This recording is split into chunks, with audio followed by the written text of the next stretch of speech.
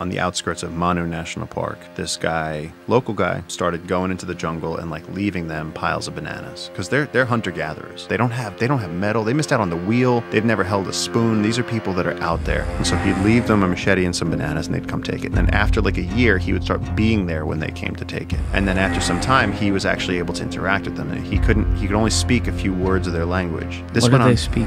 They're called the Mashkopiro tribe. And so they speak some sort of, some dialect of the Yine language. But this guy who was interacting with them, one day they found him, they call it porcupined. Arrows sticking up out of his body, like several arrows. We don't know why they killed him.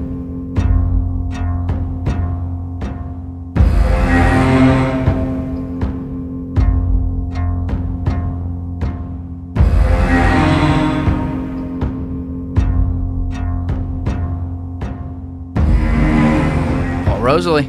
Good to see you, man. Welcome back. Thanks you for were having here me. once. Yeah, I was just here with Ryan from VETPAW. And I didn't even know you were coming that weekend. And so I would have just done both that weekend, but I like how this worked out because now we put out that podcast. We spread them out a little bit because you guys are doing really cool shit on opposite ends of the globe as well. Yeah, and listening to you guys that day, I learned a lot about Ryan. I got to see how you roll. That was cool. I actually enjoyed just listening to that. That was nuts. Yeah, it was actually, it was a different vibe because we had... You left the studio after like 40 minutes and we're sitting right out there, but we had like 4 people in here at one point. And then we had on the side like the commentary. I've never had that before where like someone can like add something in there. It's fucking awesome. So the question I had asked on that one right when we introduced you at the front because you were sitting in here was what the fuck makes you want to get eaten by an anaconda? I really need this cleared up, and everyone else does too. It's so crazy that I got, and that's a perfect lead in because it's so crazy that has become such a huge thing because I have spent the last 17 years, my entire adult life, doing one thing, trying to protect a tributary of the Amazon rainforest. That's it. And so when Discovery Channel came in, I think I was early 20s, maybe 22, 24 years old, and they said, look, we want to do a documentary about anacondas. And I said, cool, we'll show you all the science. We'll show you how ecologically relevant they are. We'll do everything. And they said, that's awesome. They said, but it's not enough. They were like, we want more. And I was like, what do you want? Like anacondas with tits on them? Like, how do you want to take this? And they were like, they were flying me to LA. They were talking about it a lot. And then finally one guy goes, how many people have been eaten by an anaconda? And I said, I mean, the only person I personally know that got eaten by an anaconda was my friend's father-in-law. Was he alive? No, he got eaten by an anaconda. I was going to say, I didn't know if he did it like you did. No. Only one person did what I did. No, he got legitimately real world nature eaten. He went down to the river. He was drunk at night and he tried to get a drink. Oh. Never came back. They looked for him. Everybody was partying. In the morning, they went looking for him and there was an anaconda and they can't dive when they've just eaten. So there's this huge anaconda with a human-shaped lump in its body. Oh. So he actually got eaten by a snake. What an awful way to go. That's a terrible way to go. I've come extremely close to that. Once I got wrapped, we were trying to study the snake. We were trying to measure it. I got wrapped, and the thing is, you grab it by the head. You got to control the head. And then it wraps my arms, and now my forearms are pinned together. And then it wraps my shoulders, and now my collarbone, my shoulders are coming closer together as this snake's coils are coming in. This is like a 300-pound snake. And how long? This is about a 17-foot snake. Jesus Huge snake. We're talking like thicker than a basketball, like dinner plate sized all the way down. This thing's wrapped me. I'm losing oxygen. I'm trying to scream for my friends. And, nothing's coming out. And so these guys are running in just as my collarbones are about to crack. They grab the tail, and the only way to unwrap it is to grab the tail. I still had the head, but I was completely out of control. If they didn't show up, that snake would have crushed every bone in my body and then gone back in the water. He wasn't trying to kill me, but he was going to remove the threat. I mean, as the researcher, I had to control the snake, and so he was viewing that as that I was attacking him. She was viewing it, actually. It was a female anaconda. The females, they have sexual dimorphism, so the females are significantly larger than the males with anacondas. Really? I didn't know anything about that. But this wasn't your idea. I didn't know that. This was their idea. Well, I was telling them all this shit, and then they came in and they went, well, what if you prove to everybody that it can be done? And I was like, why do we need to prove that it can be done? And they were like, how great would that be? And so then they started this conversation where they were like, look, if you get eaten by an anaconda, we'll give you a 2-hour special, multi-million-dollar budget. You could talk about all the nature tree hugger shit you want to talk about, but at the end, you got to do this stunt. And they go, it's just hiding the vegetables. He goes, you bring people in for the meat and the cheese. He goes, but just hide the research. He goes, we'll give it to them. And I said, okay. I said, fuck it, I'll do it. Now, you went in there, though. This is the crazy part about the strength of the anaconda. Yeah. Obviously, it's not like for people listening who haven't seen this, maybe we'll see if I can put it in the corner of the screen if they're not going to demonetize it. But like, you're not going in there just like, hey, I'm here, eat me. You're going in there with like a full suit and everything. Yeah, like, what did they put you in? They put me in this crazy ass like Kevlar suit with a breathing apparatus and communication device, and so I had oxygen involved in case the snake actually ate me. The stupidity of this stunt cannot be overstated. This is a moronic idea that we knew there was a 1 in a million chance it was going to work, and it was mostly to bring in the viewers to teach them about the ecology of the Amazon. Because how do you make protecting trees sexy? How do you get the public to pay attention to the fact that we're destroying the natural world? So this was done out of pure frustration and insanity. I said, if this is what it takes to get those ratings, to get all those people to look, then I'll do it. Did you talk with, or did they have you talk with like experts who said, here's the percentage chance that even with our team all there to come in, here's the chance you don't make it out alive? Like, was there anything like that? Oh my God. Yeah. They went through all of this stuff, and the thing is with a snake, no snake wants to harm you. If you're dealing with if there was a king cobra in the room right now, really, we would be in no danger. Really? Absolutely not. Rattlesnakes have a rattle so they can rattle and say, don't step on me. Cobra has a hood so it can hood up and say, back off. Don't make me do this. And that's what they're saying. That's why they have those warning systems. And so an anaconda, if it's in the room, it's going to find the darkest spot, it's going to look for water, and it's going to go there. They're not aggressive animals. They don't usually view humans as prey. It has to be the right situation. It's like when people get attacked by coyotes. It's like, well, it has to be starving coyotes in a situation where they're, they don't have any other food option. And so... a question, though. Why wouldn't they view humans as prey? Because I know less about what an anaconda likes, but I do know the whole concept of they try to eat something big, they stick it in their stomach, and then it can last them for months. So what's not to love about a human? I mean, look, an anaconda is a very simple animal. It's going to sit in a swamp and wait for predators. And actually, we've been doing research in the Amazon that has shown us that they're not just ambush predators. They actually are going after prey. They're going along stream systems into the forest looking for prey. But an anaconda has grown up eating what? It's eating fish. It's eating crocodiles, caiman. It's eating birds. It's eating small mammals. And the thing with anacondas is they start at a very small length. You're talking about like 16 inches. You're talking about a little snake that a heron could eat. And baby caiman are eating the anacondas. And so they're actually feeding the ecosystem as well as being predators in the ecosystem. And so most animals have a certain niche where they exist. So like a jaguar is going to eat jaguar food. A bird is going to eat, fish, insects, whatever. An anaconda is starting small, and then they're turning into this apex predator. So they have this disproportionately massive effect on the entire food chain of the Amazon. How long does it take them to go from baby anaconda to, say, like 15 feet or something? Depends how much food they have. If you feed a baby anaconda regularly every week, that anaconda is starting on frogs and then going up to rabbits and then going up to capybara and then pulling down a tapir once in a while. I mean, that anaconda is going to grow into a dragon. Wow. Very quick, especially if it's a female. The males, you get like 11 feet. Females, you're talking about 23, 26 feet, like huge snakes. Heaviest yours snake was still 17, right? Ours was, we caught an 18 foot 6 inch snake.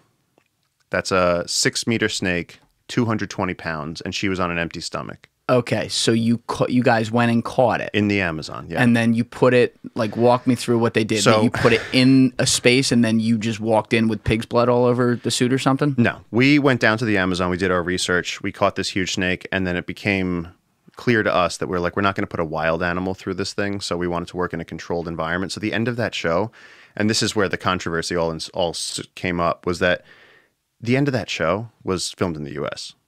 They had tight shots. It's total bullshit. I mean, Discovery Channel, they've had documentaries trying to convince people that mermaids are real. And so at the end of this... It's the most Hollywood thing ever. It was absolutely awful. Where in the U.S.? L.A.? I forget what state we were in. I want to say like Tennessee or something. So they just brought in anaconda? They just brought in this huge anaconda that some guy named Larry had in his basement. I'm not making this up. I'm not making this up. I wish I was. And then they're like, dude, get suited up. It takes like an hour to get suited up. And then this poor snake's laying in the mud, and it's like, I want to go like relax. The snake wants to go be hidden, be safe. And, I walk up to it, and the snake's just like, I have no interest in this. And like, I picked up the snake, and she's flicking her tongue. She's like, what's going on? And I was like, hey, nothing. And I was like, do you want to eat me? Like, it was just the stupidest thing in the world. So what I was planning was that... You're wearing a full suit, though, You're wearing a full suit. You're wearing this you crazy suit. No, and also they wanted to have like a link between the head and the shoulders so that the snake could slip over my body. Again, what are the odds of this happening? you know? And so what it really speaks to how broken the wildlife entertainment industry is, that like we can't get ratings for a legitimate wildlife film, but they'll put all of their resources into something where some guy gets eaten by a snake and then pull all of the ecological information out of that film. Now, you were talking, as you said, you were mic'd up during this whole thing, though. So when you watch the scene, and of course they like dramatize all the angles and everything, but it actually is like, I mean, you're getting fucking squeezed by an anaconda. I don't know, man. I was in like a bulletproof suit. I mean, you could hit me with a 2x4 and I would have been fine. So like dealing with a snake, and I mean, I deal with snakes every day with no shirt on. Dealing with this with a Kevlar suit and a visor and all this stuff, I mean, what's going to happen? But it was crushing because it's so strong. At one point, it was wrapped around me, but again, this is a heavy amount of movie magic. I mean, there was not a lot of authenticity to this, and that's why when this film, and I'm calling it a film, not a documentary, when this shit came out, I was supposed to do, I think, Good Morning America the next day, and I watched this in my hotel room, and I went, I am not promoting this. And they had one of the Discovery Channel handlers call me and they were like, look, if you're about to go on national TV and not be part of the narrative, then we're going to have some legal conversations. And I was like, but we had a bit of a thing. So now I split with Discovery Channel after that because it was absolute bullshit.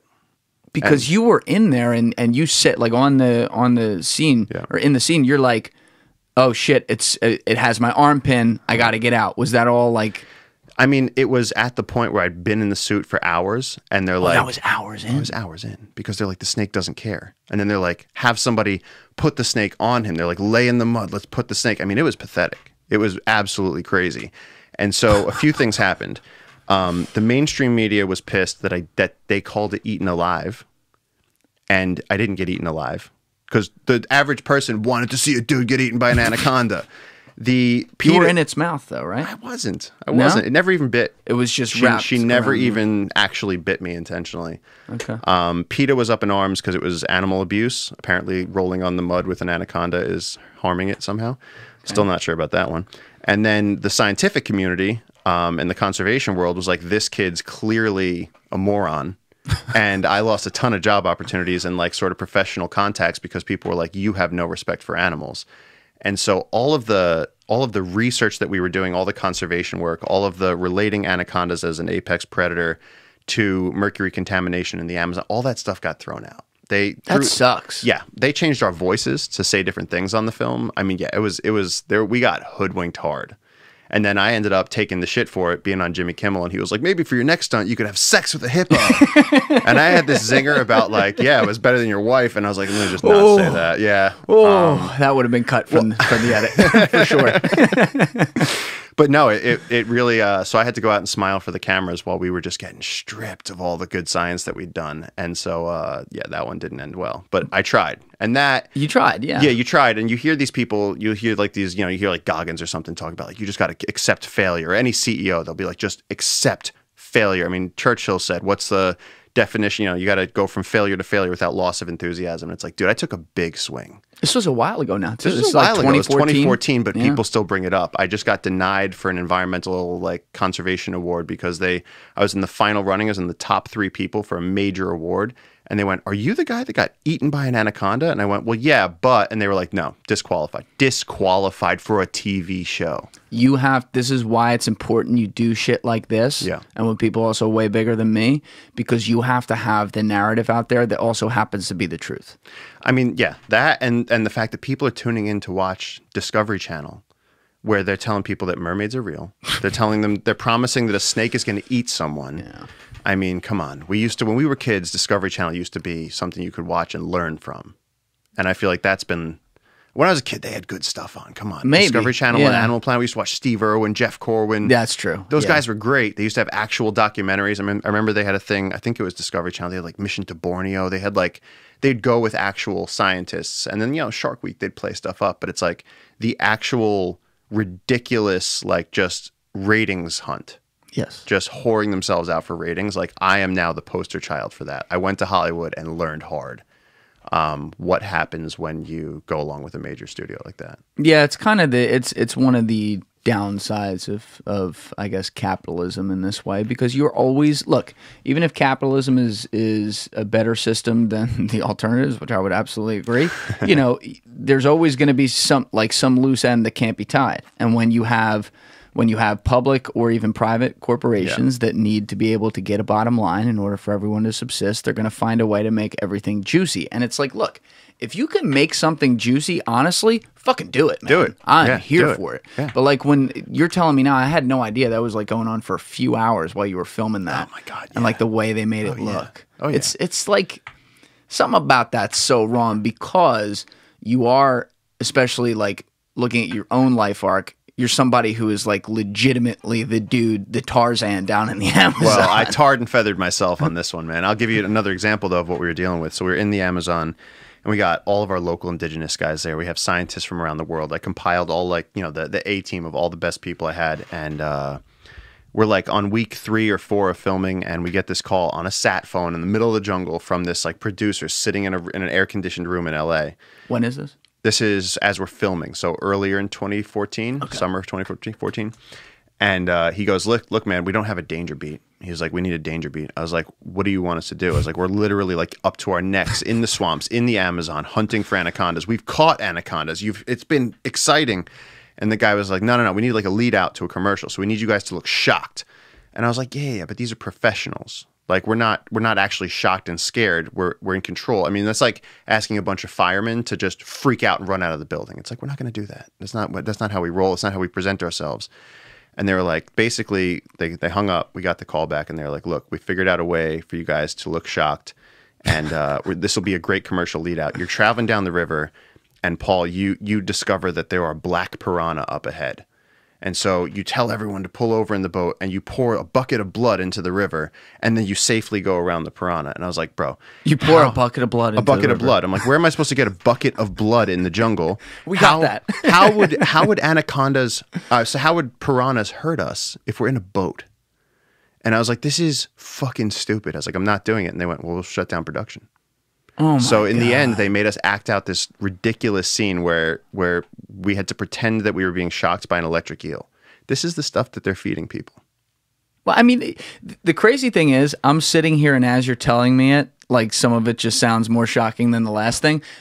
But when you sit back, like everyone listening right now, this is the reality TV age. Like none of this should surprise us. Nope. It's just something about the fact that it's like raw documentary, supposed to be content in nature with like animals and shit. You don't think like, oh, the Kardashians, but that's literally what it's literally the same thing. It's the Kardashians shit. In the jungle. They literally at one point they were like, hey, could you guys have a little? Could you turn that argument up a little bit? We have like an argument about like whether to use like a piece of gear. And they're like, would you guys ever like really argue about that? And we were like, theoretically, I don't know. And the guy was like, just do a little more. Get pissed and storm off. And we were like, no, just no. You got the dude with like the fake British accent from America with like the thing tied around his neck, like, I need some more drama. It was Tropic Thunder. This motherfucker's dead. Wow. Yeah. So, I mean, again, it's great to start with that, because I think that encaptures the fact that the battles go far beyond just the awareness, because you never know. Like when you're passionate about something like you are, you're going to look for every possible angle you can get. And that's all you were doing here. And so, let's dispel some of that shit. Now, I think that's a great clip right there to go through that for people to see, like, oh, this is what Paul Rosolie's about, you know? Yeah, because it's still, that definitely, the stigma of that still follows me around. But yes, when you go into it, it's how much burning forest do I have to see? How many dead animals smoking on the ground that used to be the Amazon rainforest do I have to see before I come just screaming? What do you do when you're at the top of your lungs and no one's listening? We've been screaming for decades about this. I grew up, I went to the Bronx Zoo. The thing that propelled me into what I do today is that I saw those pictures in the Bronx Zoo, and they said when there's a road, it kills a rainforest. And they showed all the pictures of the timber coming down, and they said these environments might not be there by the time you're grown up. And that's what sent me. I dropped out of high school. I got my GED. I went to college, and I started going to the Amazon rainforest at 18 years old. I was going to say, like, how does a Sicilian from Brooklyn end up down in the Amazon? And I guess that's a simple enough One day I was eating a mozzarella on 13th Avenue. But you were just passionate about it. You wanted to learn more, it sounds like. In the nature versus nurture, it's hard to say, because when I was a kid, I was that kid that, like, my parents would be like, what do you want to do this weekend? And I'm talking like 3 years old. And I'd be like, I want to go to the stream. Like, I want to go catch frogs. I want to see snakes. I want to go. So they would take me to do all that stuff. So they nurtured my nature. And That's then, cool. Yeah, it was amazing. From New York City. I mean, it's like, you know. Yeah. And so then we lived in Jersey for a while growing up. And so I was in like upstate New York. And I'd like to go to the forest on like summer thunderstorm days because it looked dark, like jungly. Hey guys, I got 4 quick things to ask you this week to help me grow the show. Number 1, as always, if you haven't already, please be sure to share this episode around with your friends and on social media. Word of mouth is the best thing we can do. Let's keep that rolling. Number 2, the regular YouTube list. If you haven't already subscribed, please subscribe. If you haven't already hit the like button on this video, please be sure to hit that thumbs up button. If you haven't already hit the bell button for notifications on the channel, please be sure to do that too so that you know when we drop a new episode every single week. And finally, would love to hear from you guys down in the comments section as always. If you are on Apple or Spotify right now, please be sure to leave a 5-star review on either one of those platforms. That is a huge, huge help. Thank you to everyone who's been doing that, and thank you to all of you who are going to do it now. Finally, please check out our sponsor, 8 Sleep, down in the link in my description below. You can get the 8 Sleep Pod Pro cover for $150 off using code TRENDIFIER at checkout. That's TRENDIFIER. As I say, you'll sleep 6 hours and feel like you slept 8. So check it out. It's going to change your life, and you're going to love it.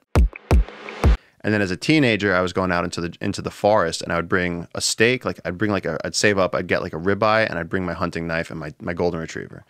No shelter, 1 match, and that's the whole weekend. And you got to just build shelter, find your way, survive in the forest, and you have your dog, and so it's fun. You were clearly So I was that. So I was in survival situations. I was tracking animals from an extremely young age. I'd say from like 11 years old, I was out on my own. So once again, though, when you were 18, was it you got into a program, or you just waited to go to college and went down there first, or what was the... No, when you're that age, especially it's amazing how different it is now 17 years later, but at that age I was trying to look for the most official way of going down. I didn't want to go down to like Costa Rica as a tourist. I wanted to go to the Amazon rainforest and be a part of either research or some other project that was actually important. And so I asked everybody, and everybody said, no, you got to be like a grad student to do this. And you're 17 years old. They're like, go finish high school. And I'm like, I'm never going back. You can't make me. How much did you know like about the Amazon before you went? The stuff I'd seen on documentaries. I mean, the stuff that, David Attenborough and Steve Irwin and, it's you they have those rainforest books in the library, like those big, you have like Franz Lanting and all these photographers that would put out, the rainforest books, and we just look at them like, oh my God, look at the mist coming off the jungle, and look at these species and the arrow frogs and anacondas, jaguars. And there's always that thing looming over your head when you love rainforests, is like, is it even going to be there by the time I get to see it? And so for me, I was a kid that I hated school, wasn't good in school, was constantly getting in trouble. And so my parents were so supportive. They said, look, you can leave after your sophomore year, get your GED, which for all the other kids that don't like school, want to get out in the world, you don't have to do it. Oh, you left high school after sophomore year? I left high school. I never went back. Never told them. They were calling us for junior year. They were like, yo, you're not showing up. It was like, we never even said anything. My apologies if you said that. I was just making sure I had your video because I realized it was on the other file, so I was a little out there for a second. Yeah, but no. Yeah, so wow, that I didn't realize you went like, that was even... No, I just left. Shit. I was just like, I felt like from middle school to high school, I was like, I am so bored from sitting at a desk, and I'd been in trouble so many times, and I was reading all these books of people like Jane Goodall and all these incredible people, that Teddy Roosevelt, that like go out there and do stuff. And I was like, at what point does that start for me?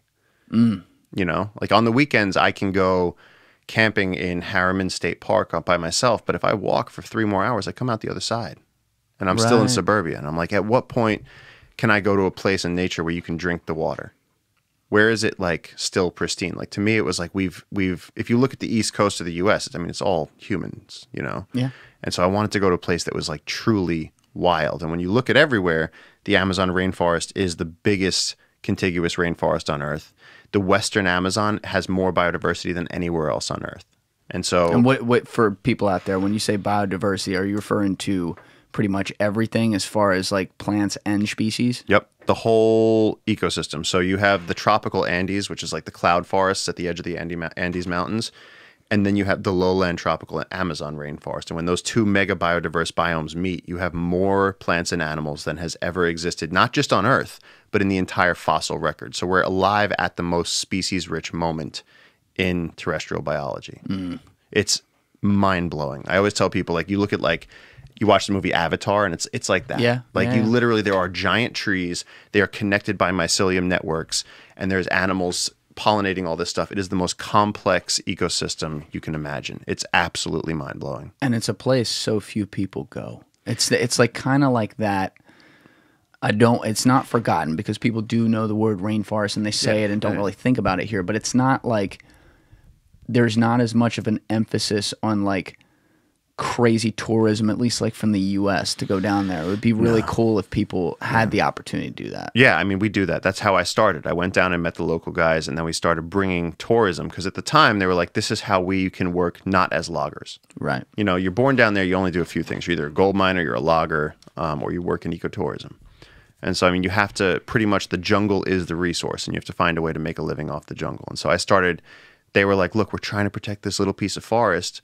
And they're like, but we don't have access to gringos. We're always out in the jungle. And so I was like, you want gringos? I was like, it's like New York City got some gringos. I was like, I can bring you people. And so I started going back and telling my friends stories about, I'm in the jungle and this jaguar was smelling my head while I was asleep at night. And I, you know, an anaconda, and we caught a caiman. And people were like, what are you talking about? And I was like, come with me. Yeah. I was like, I will show you. Yeah. I was like, this place will change your life.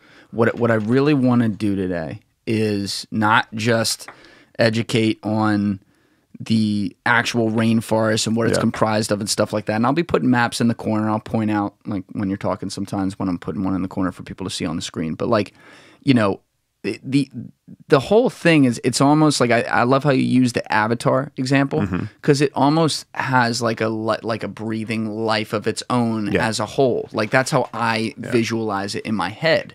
And I think what a lot of people don't realize is that there's like 3,000 or 4,000 indigenous communities down there that live on their own, away from the various nations they're in. A lot of people don't, and again, I'll start with the first map right now. A lot of people don't even know like where the rainforest is fully comprised, like which countries it's in. It's in everybody thinks it's just 9 in or Brazil. 10 countries or something. There's about 9 countries in the Amazon basin. Yeah. So what's crazy is that the rhetoric that we are used to hearing from growing up, that perhaps clearly we don't put enough emphasis on, is that, oh my God, it's going to be gone, or like it's burning, or they're cutting down trees and we're going to lose this ecosystem. What people don't really get, and I'm also speaking for myself here, is exactly like to what effect it is now gone, because we're like, well, it's still there. They were telling us it wasn't there 10 years ago, but it's burning fast. And also why that's so important. Like, you blew my mind when we were out to dinner the first time you were here with Ryan, talking about the use of trees, like in architecture and stuff, and how it's not just as simple as, just plant a new tree at all. I mean, there's so much to unpack in the questions you just asked, but it's right now the Amazon rainforest. I mean, it's one of the largest physical features on our planet. Let's start there. You look at planet Earth. It's something you can see from space. It's huge. It dominates the top of South America. And you have more plants and animals there than anywhere else. So you have medicines coming out of there. You have endangered species. You have all this hardwood. You have a river system that holds 1/5 of our planet's fresh water. Yeah, so that's producing all of this moisture that's in the clouds, that's stabilizing our global climate. So in terms of because the Amazon is keeping carbon in the ground, the Amazon rainforest is breathing in all that. And so you have this major climate regulation system that comes standard with life on Earth. And we're like, let's just destroy it. And they're doing the same thing in Indonesia. They're doing the same thing in the Congo. It's so tempting to cut down these trees and use them for hardwood floors, for whatever. And it's like these get exported to China, to America, to Europe. We're losing one of the most important things we have. And like literally the cure from malaria came out of the Amazon rainforest. We have so many medicines flowing through these trees. I mean, I've been with the local guys for 17 years. They don't go to the pharmacy. They go to the trees. There used to be an Apple campaign. They used to say, we have an app for that. Whatever you need, we got an app for that. And it's like, my guy down there, JJ, anything that happens, you're like, oh, I got an eye infection. He's like, I have a sap for that. Right. And he'll take you into the forest and cut a tree. And whether he has to boil it or mix it with something else, but like they have compounds. And this is not like you got to believe in it for it to work. These are chemical compounds flowing through the trees. There's one tree in the Amazon that's its sap is so rich in hydrocarbons that you could cut this tree, collect the sap, pour it into a diesel motor, and the engine will run. Holy shit. Like, there's some wild shit down there. We found saps that murder infections. Like, you cannot have an infection. You cannot have that bacteria in a petri dish. It will destroy it. And it's like, infections are a major problem in the health industry. Like, across America, I think I heard something like, I don't want to get it wrong, but it's like, I heard something that next to car accidents, infections kill more Americans every year. Like, it's a major thing. Even now. Like, and especially that we're getting antibiotic-resistant infections, like MRSA. People are like, we're constantly at a battle where our antibiotics have to combat the ability of bacteria to adapt. And so it's like, when you have compounds like this that murder this stuff, it's like, that's a major thing. These are medical breakthroughs hidden in the Amazon waiting to be uncovered as we're burning it down. And why are people, obviously there's trees being cut down everywhere. I'm not naive, but why is it so heavy in the Amazon or like where another rainforest is in like the Congo and stuff like that? Like, why of all the places where loggers have to like say, all right, we're going to cut down a fuck ton, why are they going to these places? I think the reason, I mean, look, we've lost 95% of the original tree cover that was in North America before Europeans reached the continent. 95%. Like, good luck finding old in growth North America. in North America. Yeah. I believe that. I mean, they pretty much just came to the continent and shaved it. You know, and you have like a few patches that were protected by people that could see this happening, like the sequoia trees and the redwoods. But in rainforests, what happens is you have these vast areas that are completely impenetrable. And so a lot of times, like, you're past law enforcement, it's so remote and it becomes this wilderness area. And so when you get a road going through there, people see it as just a free-for-all. Whether or not somebody owns that land, it's so vast that, like, when we're down there in the Amazon, like, someone will cut a road. Like, for instance, Brazil and China and the World Bank just cut the Trans-Amazon Highway through the Amazon.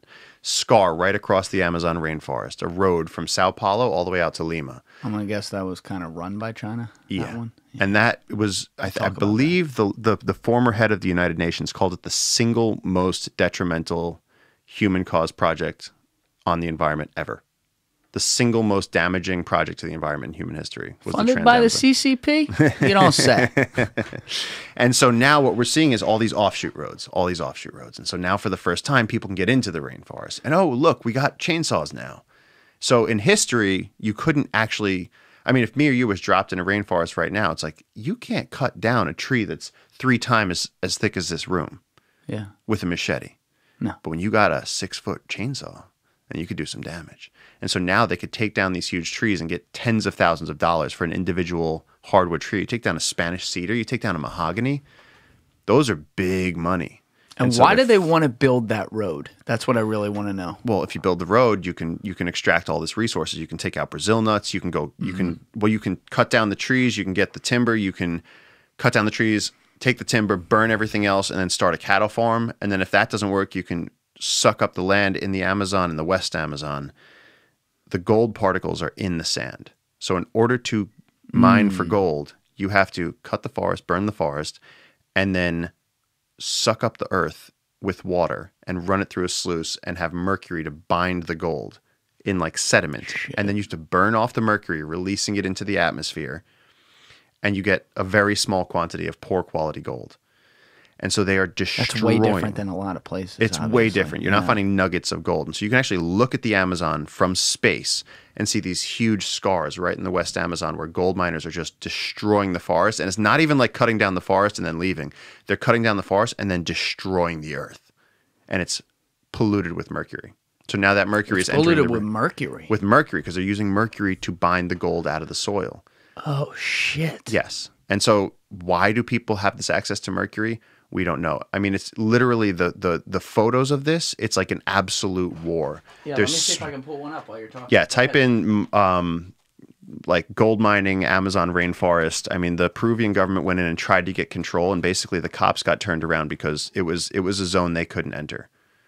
When you say, okay, so you and I have talked, so I think I understand that, but even I might not. When you say it's a zone they couldn't enter, is that because it's an official indigenous territory and because the landscape doesn't allow for human beings to be able to navigate it? No, it's a zone they couldn't enter because when you go into these gold mining zones, you're outside of sort of the jurisdiction of anywhere. I mean, like society breaks down. I mean, what are the rules of society? There's things we agree on, and then we we all abide by. When you're out in the middle of the rainforest, it's who's got bigger guns and how many of us are there. Right. And Can't so apply law. Yeah, it's literally natural law. It's who's got more firepower. And so the police literally are scared to go into these regions because they're owned by mafias of gold miners. And we're talking about child trafficking for brothels in there. They steal children out of the indigenous communities and bring them to the mining areas. And then when the police go in there, the cops can't do anything about this? the cops will get shot. The cops will go in there and get murdered. They find people. The lawyer I work with in the Amazon, his father stood up to the gold miners publicly and was murdered for it.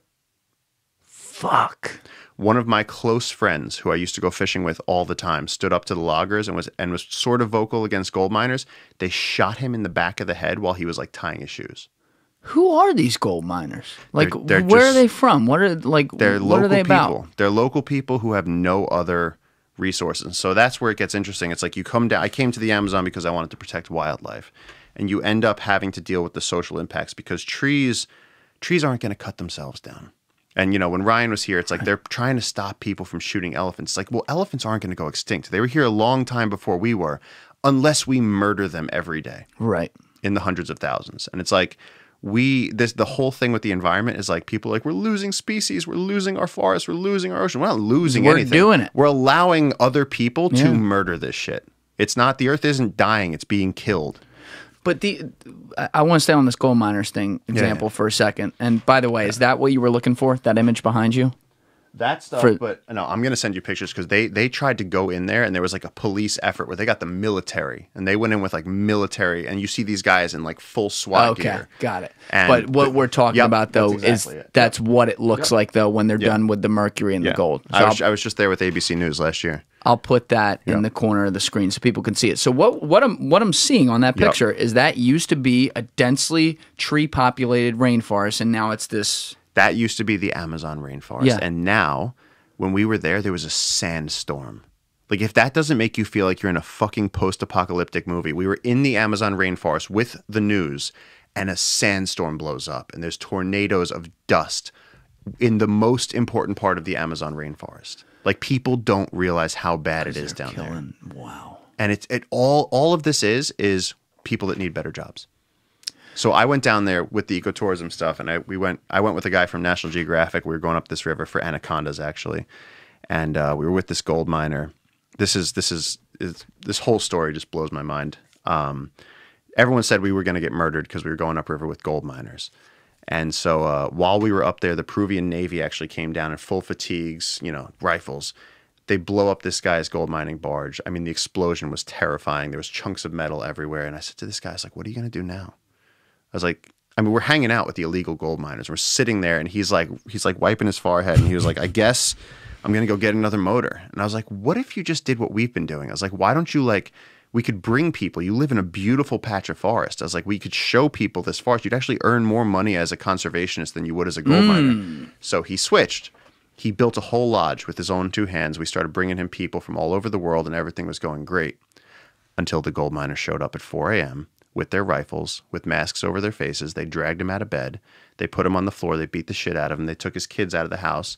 And they said, with a gun to his head, they said, say goodbye to your father. This is my friend. This is a guy I've worked with for years. And he stood up to the gold miners, and now he's got a gun against his head. And so he said, please don't shoot me in front of my kids. Please. So they stand him up, they tie his hands, and they bring him on the boat. And they start driving upriver. So his family, as far as they know, that's the last time they're going to see this guy. He's driving upriver with the gold miners. His hands are tied behind his back, and then they start hearing the sound of another motor. And so this guy's thinking, how do I get out of this situation? His name is Boreal. He's going, I'm going to die today. How do I get out of this situation? And so as they're going upriver, they hear the sound of another thing. They have to start preparing things in the front of the boat to actually try and escape from the Peruvian armed forces that are coming down river for the gold miners. He goes, just untie my hands. He goes, I'll drive the boat for you because we all have to get away. And so this kind of united them for a second. They at least they tied his hands in the front. So now he's driving the boat. He crashed the boat, jumped in the river, floated down river, and then for 3 days survived in the forest with his hands tied. He was scratching them on vines. I get a phone call that this guy's missing. And we had to get support from the U.S. to send a rescue crew up there fuck? He made it out by the skin of his teeth. He had a rifle against his head. They were ready to kill him because he stood up to the gold miners. But what's the craziest part about all this is before you even get into that story, you're talking about something we're going to talk more about, which is that there's a way in conservation, which isn't exactly, a Wall Street high-end executive job. There's a way to pay these people more than they're making in the gold mining because they're trying to subsist and survive and make money. Yeah. But those are the people who you're talking about who are doing the potentially killing here. So who's funding them? In the case of the gold miners, nobody. In the case of the loggers, literally Chinese companies have come into the Amazon and they've given them the heavy machinery that they need to go in and build these roads, to bulldoze trees, and then to extract that timber and take it to Asian markets. And they're cool with the loggers. Don't ask, don't tell if you're killing fucking people that are getting in our way. They don't care They don't care at all. They don't care at all. They just say, go in there and do it. Now, here's the thing. How are the gold miners not rich, though, if no one funds them? Because they're the bottom level. They're pulling this out of the earth. They're working. I mean, and because it's distributed in the sand, the more you work, the more earth you suck up into that hose, the more you earn as a gold miner. And so it forces them to work endlessly, day and night. And then when they go to sell it, they get a small price for it. And then it's only when it hits the international market that it actually goes up in price. The guys on the ground are getting. It's like blood diamond. Yeah. The guys digging with the shovels in the pit, they're not making money. They're just doing it because their family's starving and they have no other option. And then when something threatens that, it's like, well, desperation breeds hostility, where they're going, this is my family. And so what this story taught me was, by befriending one of these gold miners, by working with him, this guy was a great guy. He's so much fun. I mean, we bring tourists to see him. He's involved in research now. He's actually an activist against the gold miners because he sees that his life is better now that he's not doing that anymore. And then the repercussions come. And in the Amazon, they are murdering activists. I mean, all over the world, environmental activists. If you stand up to the powers that are sucking these resources, you're standing up to major global forces. And you can't, you talked about, like, for example, a Peruvian military team coming into the forest to attack these guys or whatever. But the problem at the core of it is that so often this stuff is happening in places where they can't even get to because it's too dangerous. But the people that live there, like these gold miners, these aren't the indigenous people, no? Most of the indigenous, so this is an interesting nuance. Yeah. And a lot of people, because we have a ranger team now, and people really focus on our indigenous rangers, but there's a lot of people in the region that are Peruvians. They just live in the region. They're not from an indigenous community, though. And so there's a difference there in terms of the people that are from a truly indigenous community or the people that are just part of the population of the country. And so that there's a little bit of a thing, I'm an American, but I'm not a Native American. And so, like, for understanding that, most of the indigenous communities are much more conservation minded. I mean, indigenous communities are by far the best stewards of the rainforest because they don't speak regular languages and stuff. Some of them do. Some of them are very. I mean, I think it's the Kayapo. I mean, there's definitely some groups in other countries where they're running complex tourism things. They're doing huge efforts with conservation. These people know what they have, and they want to protect their land, and they live on it, and they depend on it, and they know that having fish in the river means that they'll always have food, and that keeping the trees growing means that they'll always have fruit. And it's like they understand that simple thing, that if you can breathe the air and drink the water, life is possible. And they don't have, obviously, electricity. They don't have guns and stuff like that. At this point, most of them do. They do. Most of them do, But the one you were telling me about then, I guess, is an exception, where you were telling me another story about, like, being shot by a bow and arrow. Yeah, that's different. Okay, so there's some that are like that, though. Oh, yeah, that's the uncontacted tribes. Okay. I mean, if you want to, like, split hairs, I mean, are they uncontacted tribes if they've raided other camps and, stolen a machete or had some sort of contact? No. But are there people that are completely isolated, living out in the Amazon rainforest, naked in the jungle, who still live with bows and arrows, barefoot? Yes. They've been out there for at least over 100 years in that state, because when the rubber boom hit, another extractive period at the turn of the century. The rubber boom? The rubber boom. When the Industrial Revolution hit and we needed hoses, gaskets, bike tires, all of a sudden rubber became this huge thing. Now, where did rubber come from? The Amazon rainforest. It's another thing that we got from the Amazon before it was stolen and brought to Asia. But Henry Ford actually went to the Amazon and created Fordlandia. He tried to actually make this giant rubber plantation that failed because you can't make a plantation out of rubber. So what happened was, again, there was this huge demand for rubber. It sent all these people from the north down into the Amazon. And what they did was the only way to get to all these trees was to get the local people to make them to do it. So what you got was basically a holocaust where they went down there and they beat the local people into submission. The missionaries were begging people. They were like, this is just ungodly amounts of suffering. They were lighting people, just shock and awe, just lighting people on fire, being like, you do exactly as we say. And so you had these rubber barons collecting rubber, and they would go to the communities, make slaves out of the people, and then send them out into the jungle, and of course, keep their children as ransom. I mean, the worst shit you can imagine. And so these tribes are a result of that. These are the tribes that there's a book called The Unconquered, because these are literally the tribes that said no. They said they pointed their arrows at the threat and said, we're going to keep backing up into the forest.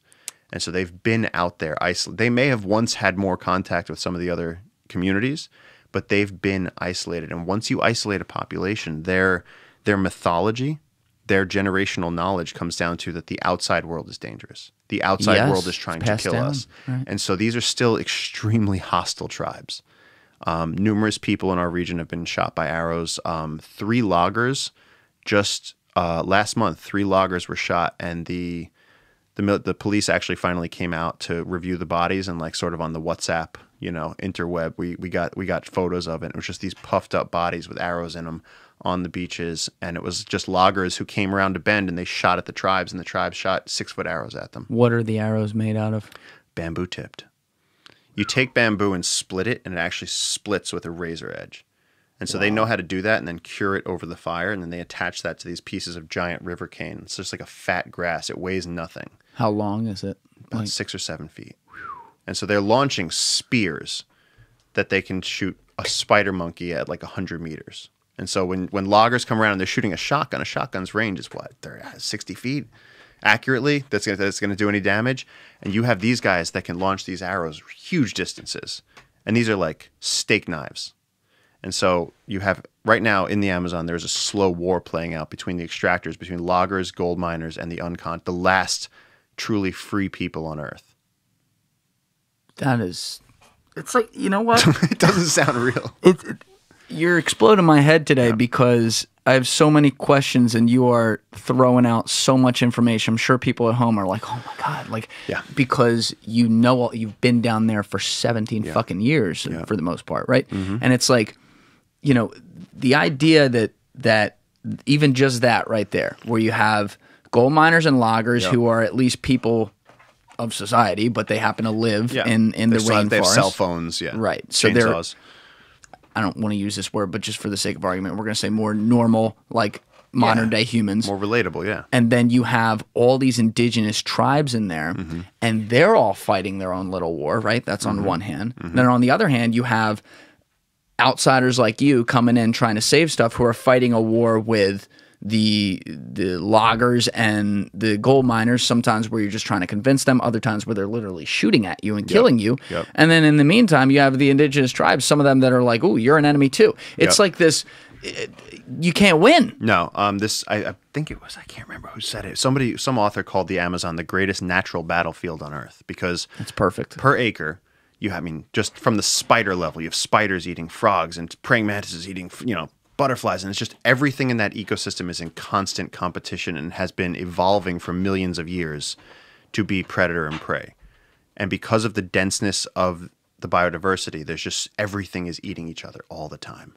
Life is actually this moment of stasis that's the antithesis to the constant churning death of the Amazon. I mean, it's just a meat grinder.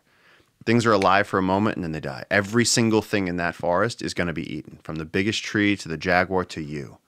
I mean, and that's why you walk through the jungle and there's botflies inserting their larvae into your skin. A dead body decomposes in like 2 days. The termites, ants, maggots, dung beetles, everything will come in and just rip apart that body.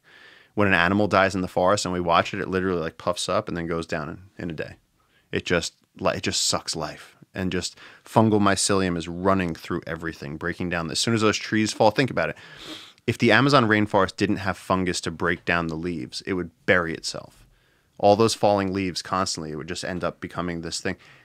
it's constantly churning through life. The rivers are sucking all that out, and it's actually at such a quick rate that you can't leave. Like there's no way to store food in the Amazon, which is a lot of the reason that a lot of these cultures rely on like daily hunting, daily fishing.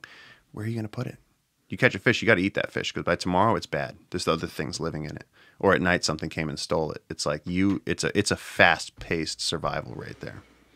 Trying to think like off the top of my head, other places around the world that are relatable to this, and other than what you said about like certain parts of Congo where there actually are a couple rainforests, is there anything?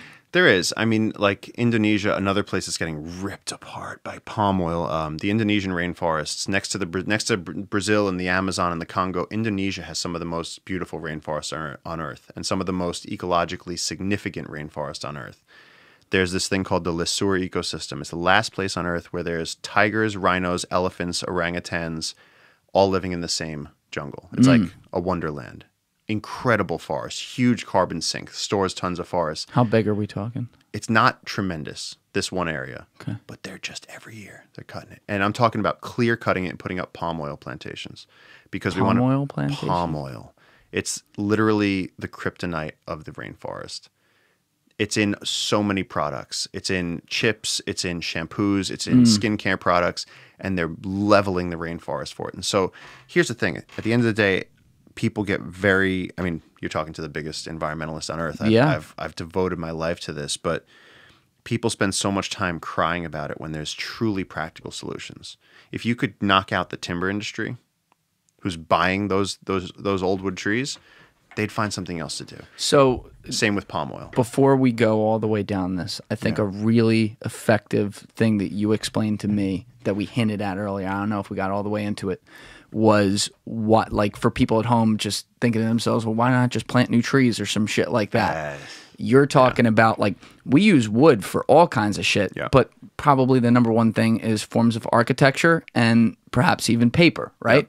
And so let's start with paper. If I take out an 8x11 page that I'm going to put in a printer, this thing needs to be sturdy, right? It can't like rip apart softly and shit like that. I mean, of course you can tear paper easily, but it needs to be like, it can be sturdy. And then if you look at a house and you're building the foundation of a house, well, some houses you're planning on, let's let that shit be there for 300 years. You need to make sure that it also is sturdy such that it doesn't fall in on itself.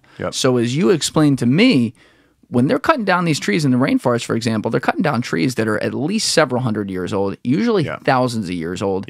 And you can't use replanted trees after 10 or 20 years because apparently the wood does not have that foundation such that, you know, paper will tear apart and houses will have to be rebuilt in 5 to 10 years. There's so much stuff that old growth forests offer. So yes, like now they're going in the U.S. They're going and repurposing the big old beams out of barns because we don't have trees that big and that strong anymore. They don't exist. We cut them already, and so our old growth forests are already in our architecture.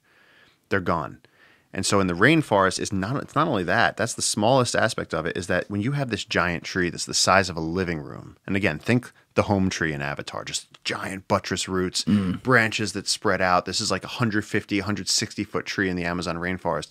It's covered with thousands of other species. Right. It's a skyscraper of life. And so when you have, you know, a 10-year-old little sapling in the tree, it hasn't developed those complex communities yet. It doesn't have the mosses and lichens and mycelium. It doesn't have birds and mammals and monkeys living in it. It hasn't lost branches that make holes in the tree that create habitat for other species or have strangler figs growing on it. These trees become these incredibly complex worlds of life.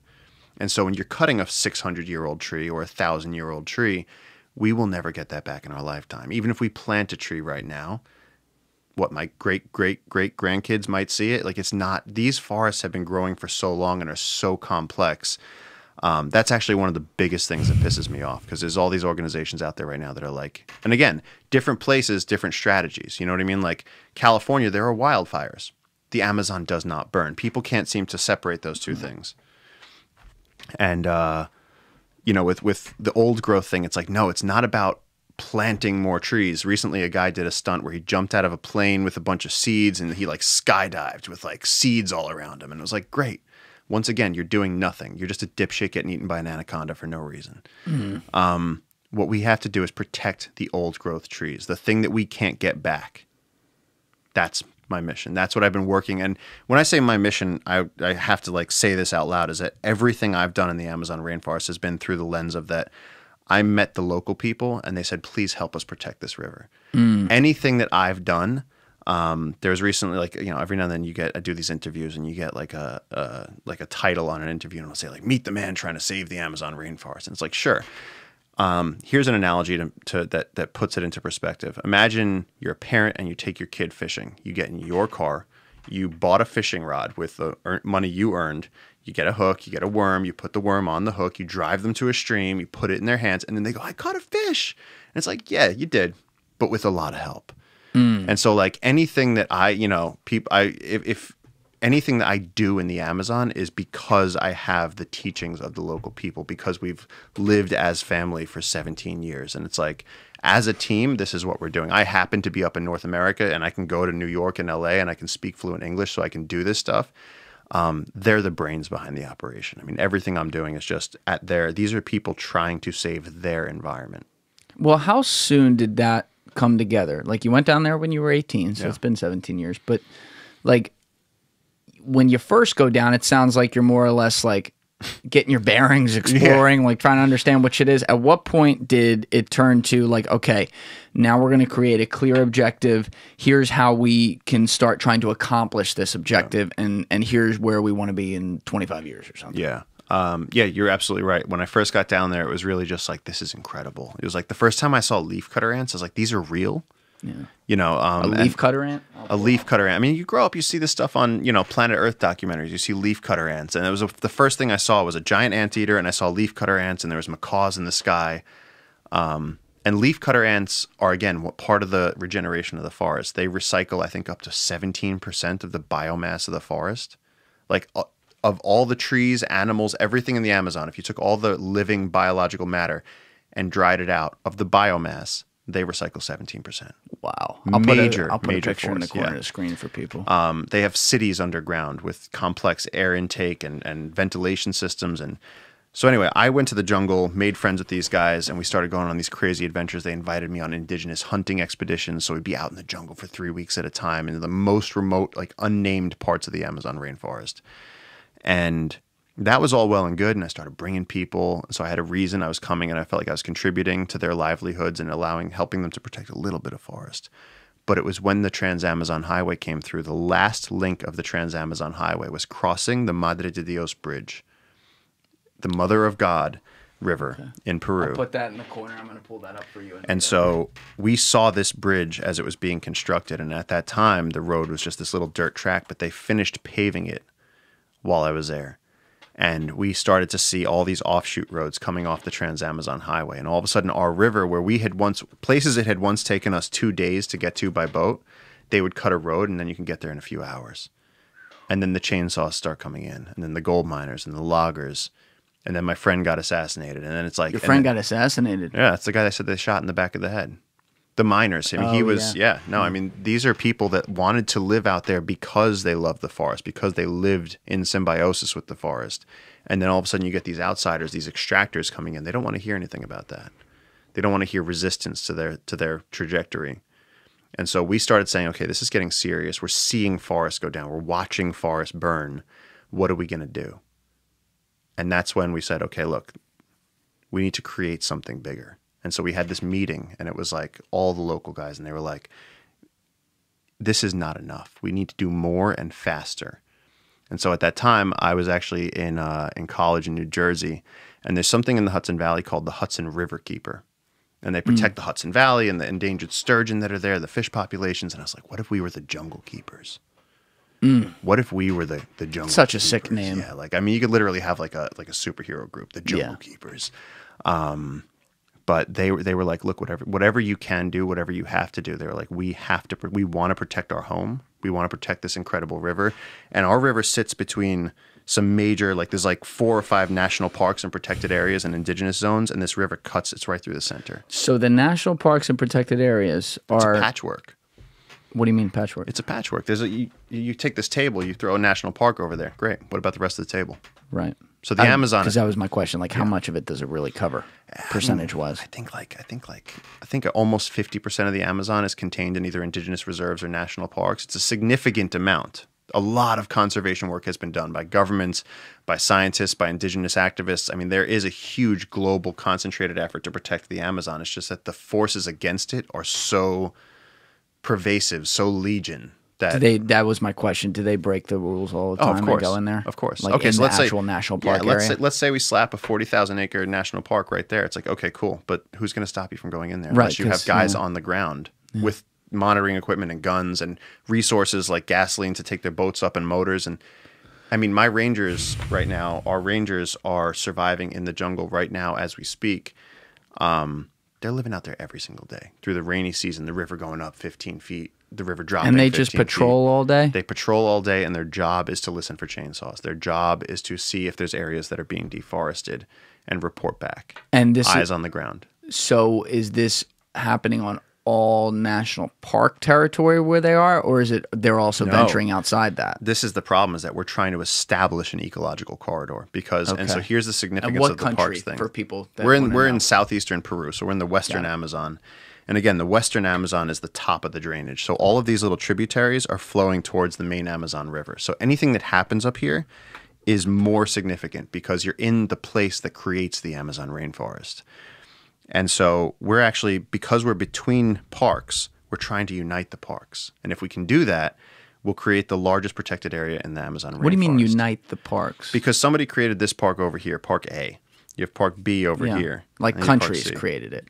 No, I'm saying within Peru, you have like Alto Purus National Park, you have the Tambopata Reserve, and then you have Manu National Park. And these are all, this is a UNESCO World Heritage Site. This has been funded by research from major Ivy League colleges. And you have all these prestigious capital of biodiversity, the most important places on Earth, but they're islands. So why doesn't the Peruvian government step in and unite? Because the Peruvian government just elected a new miner as the president. Right, so the miners are a major part. And so when you have a Peruvian politician that doesn't support the miners, you get riots in the streets. You get burnt out storefronts. You get murders. I wonder who funds that.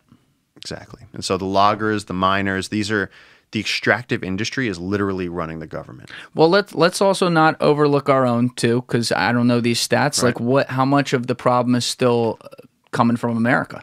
Yeah, we're buying it. We're buying all these products. We're buying the gold. We're buying the timber. So of course, no wonder they're interested in selling it. But you're saying it's more funded by like China and other places. China right now. So recently, the logging the last year has gone up significantly. And we started seeing, because it was always guys in little trucks, and they'd go out as far as they could, and then they'd walk into the forest with their chainsaws, cut some wood, and float it down-river. The last few months... Float it down-river? Yeah. They take the wood out of the jungle. They push these huge logs. They'll push them out into the river. They'll mill it right there in the forest. They'll take 2 chainsaws and join them, and they'll just rip boards right there in the rainforest. They know exactly. Just push it. And they just push it out into the river. They make these huge barges, and they'll put like 60 feet of timber together, and then they'll put floats. They'll put balsa wood floats underneath it, and then they float it down the rivers until they can get to the nearest town or city where they can load it onto a truck. Then they take it into the city where corruption, even the illegal wood, is stamped as legal. Yeah. And then it's exported to China, the U.S., doesn't matter. Because the easy answer right away before you say that is, oh, well, why don't they just have the military waiting for it when it comes? Just have a guard post. It's nice and easy. And then that person will get shot. And then, But they're all bought off. Yeah. So it's an absolute war zone. And then, with the fires every year, I mean, I just got back from the fires. The fires are so bad this year. Can I show your video? The one you did. This is so good. We played it at the very end of Ryan's episode. Oh, really? But it was like after the kind of like the last 10 minutes of that, we were just saying like how to donate, and I had forgotten to get to it. So it was like, I think it was with like 3 minutes left or something. I finally pulled it up. So I want to make sure I show this, because this was what, like 2019 maybe when you did this? This video, yep. Okay, so I'll put it in the corner of the screen, and then once it's done playing, I'm going to have you explain the context.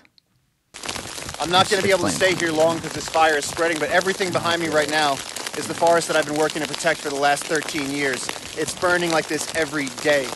There are literally millions of animals in this forest that cannot escape right now. And if you think our planet can survive this every day in the Amazon, You have another thing coming. We have all the resources to protect this, to stop what's happening behind me right now, and people let it happen every day. Welcome to the fucking Anthropocene.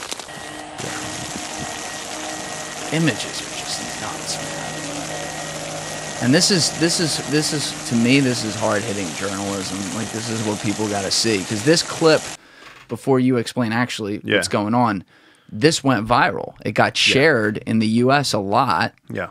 And you then had, and this has happened sometimes in your career where then every morning show wants to talk to you, but you got to do that again, and then people kind of forgot. Yep. Yeah, so 2019, I'd filmed that before I left the Amazon. I got home, and the news was starting to go crazy because what was happening was the fires that year were blowing over Sao Paulo, Brazil. And so people were taking these apocalyptic images where the sky was going black and turning all kinds of colors, and they were uploading it, and they were like, this is it. The Amazon rainforest is being taken apart, and we're watching it before our eyes. And what are all the causes of cattle, all the potential ranching, causes? cattle ranching, soybean, cacao farming, whatever it is. It's just land clearing for farms. It's just they're treating. It's basically it's bulldozing your house and burning it to cook a sandwich. That's the logic. It's let's go and destroy one of the greatest things that we have on Earth so that we can have cows eating grass. So this is just another angle. Like, we're talking loggers, miners, and now we're talking like farmers in space. Yeah, it's just farmers in space. I mean, 60% of the deforestation of the Amazon is caused by cattle farming, which is why they'll tell you don't eat beef. But we were running through the fires trying to save burning animals, watching millennium trees go down. I mean, through the 70-foot flames. I mean, it is terrifying what's happening. And so I get home and I see this start to trickle out onto the media. And then I went to bed and I threw up that video on Instagram, and I wake up in the morning and my phone had vibrated off the table at night, and I had like 40,000 notifications on Instagram. 4 different news organizations were already calling me. How they got my number, I do not know. That was actually pretty impressive. But yeah, I mean, before I knew it, I was in a car on my way to 30 Rock to give interviews, and it was... Oh, they even brought you up here for that too. Oh, yeah. I forgot about that. Oh, yeah. No, I was like in studio, and for 3 weeks, the entire world was focused on the Amazon rainforest. It was the Amazon rainforest fires of 2019, and everyone was doing all these things, and I kept saying it again and again. This happens every year. Every year in the dry season, they cut the forest, they wait a month or two, and then they burn it. Because you can't cut the rainforest. You can't burn the rainforest. You throw a match on the rainforest, nothing. You throw napalm on the rainforest, nothing. But if you cut it and leave it in the tropical sun, cut the circulation out of those trees and let them dry out, then you throw a match on it and you have the biggest bonfire on Earth. And so that's happening every single year. And if you think that video is bad, I'll give you this one to throw up for everybody. That's not going to load right now, but like, look at just what that image looks like. It was absolute. I just got back from absolute devastation. I'm going to stick this in the corner of the screen while you're talking about it without the volume, because we don't have the volume. This is what we saw 2 weeks ago was absolute annihilation of life on Earth. It was, I mean, I've been coughing blood and ashes. I mean, because we were like, we have to document this. It's not in the news. Like, everything that we've done down there is dependent on us being able to bring these stories back. Being able, I mean, they always put the reporter out in the hurricane, and the rain's going sideways, and it's like, I don't believe a damn thing until I see it for myself, which is part of the reason that I went to the Amazon. And it's like, while the media is distracted with all this other shit, the rainforest is burning this year, and on, I think it was August 15th, there was more fires in the Amazon this year on any given day than there was in the last 15 years. And so the rates right now are higher than they were in 2019 when it went viral. When you got back, too, right? Yep. It was just kicking off. Walked into it. Yep. And you go to people in the city and you say, hey, how are the fires this year? And they're like, what are you talking about? Because from the city, all you can see is like storefronts and you can't see these fires. They're out in the forest. Just like people don't realize the problems happening with bycatch in the ocean and the massive drag nets that they do that are just pulling all of the life out of the ocean, because we're not out in the middle of the ocean. That's not where people live. And so these problems are playing out. And these are stupid, easy fixes. Make it impossible for people to burn the Amazon by either giving them better jobs or increasing enforcement. Put cameras on ocean liners so that these giant fishing trawlers, so that they can enforce whether or not they're using sustainable fishing practices. I mean, again, all we're asking is for people to not cut down the systems that keep us alive.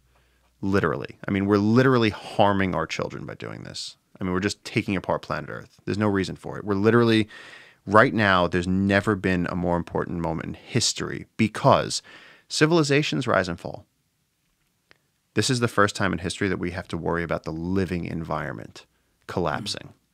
And that's the defining issue of our time. Whatever else you're interested in is secondary to the fact that we're losing our ecosystems. We've lost, since 1970, we've lost half of the wild animals on this planet.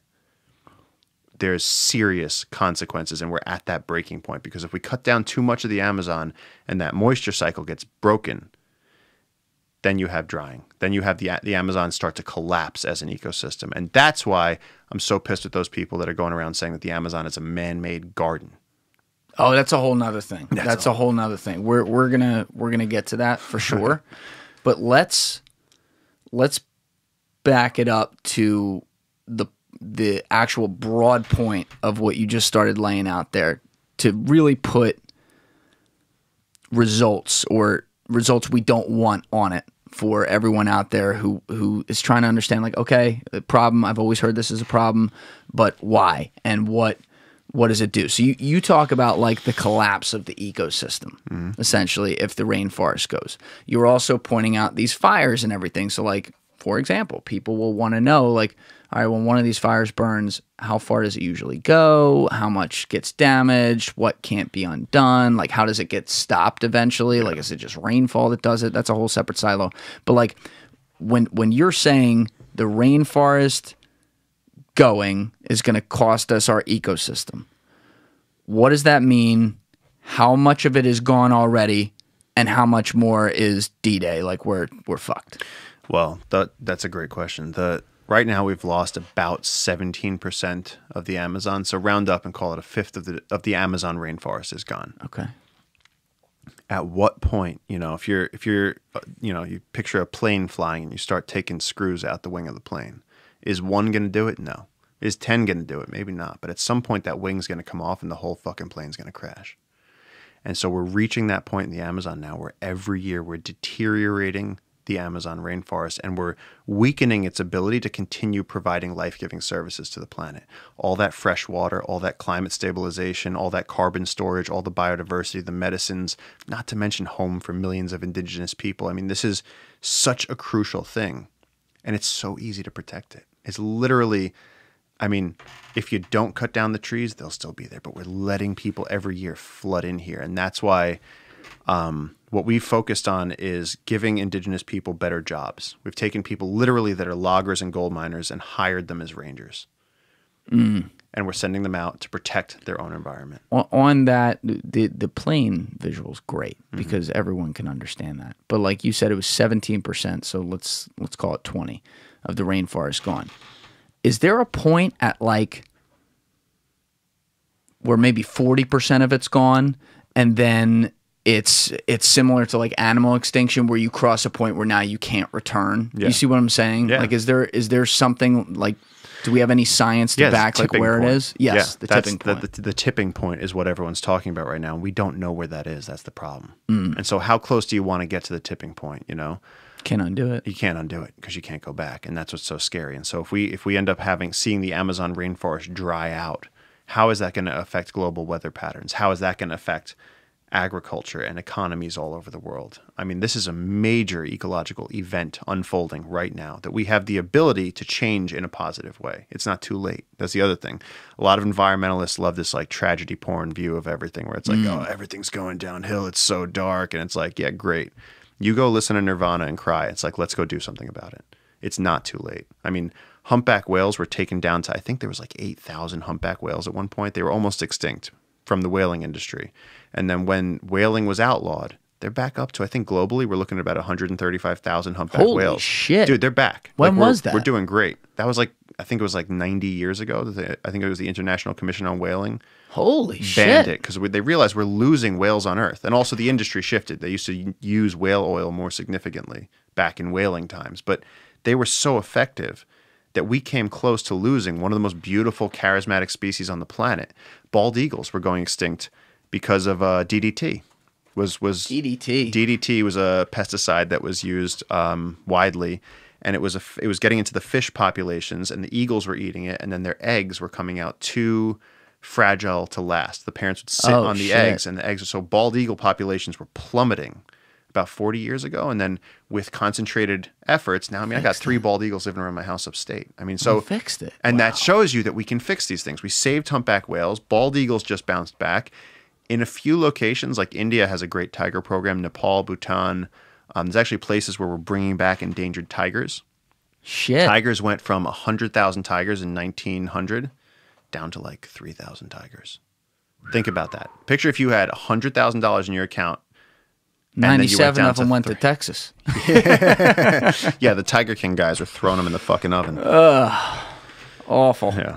Awful. But you know what, though? That's so important to paint that picture of hope, like you're saying. And like It's even not hopeless, yeah. your friend Ryan Tate, like great plug here. Yeah. When he went there, it's only been 8 years of VETPAW. And the first year or two, he's like meeting people, right? It's not, they're not even doing the work they get to do now yet. Yeah. And it's like, he went there, the rhino population in Africa was it was in the ballpark of like 15,000 rhinos.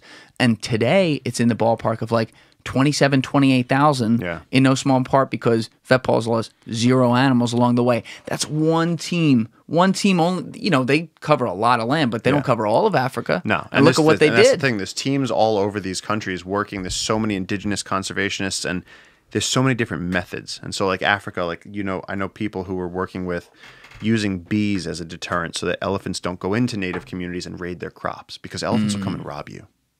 That's for the next podcast. I'll tell you about the bandit elephants I've seen that before. Yeah. That was in that documentary, the Ivory Game. They had one of the elephants where it was coming and getting the farms, and and this is the one part where it wasn't poachers, and you feel for those people. You empathize with, they're just farmers. Yeah, they're like, they're stealing my livelihood. If they do it again, I'm going to have to kill them. And to the credit of the conservationists, they're like, we do have to fix this. Yes. That's fair. Yes. Just like, you talk about like when there's like, you have a tiger conservation area. It's like, well, as soon as you have one every so often, you get a man-eater. You get one with a cracked tooth that can't catch deer anymore. And they're like, dude, those humans are super easy.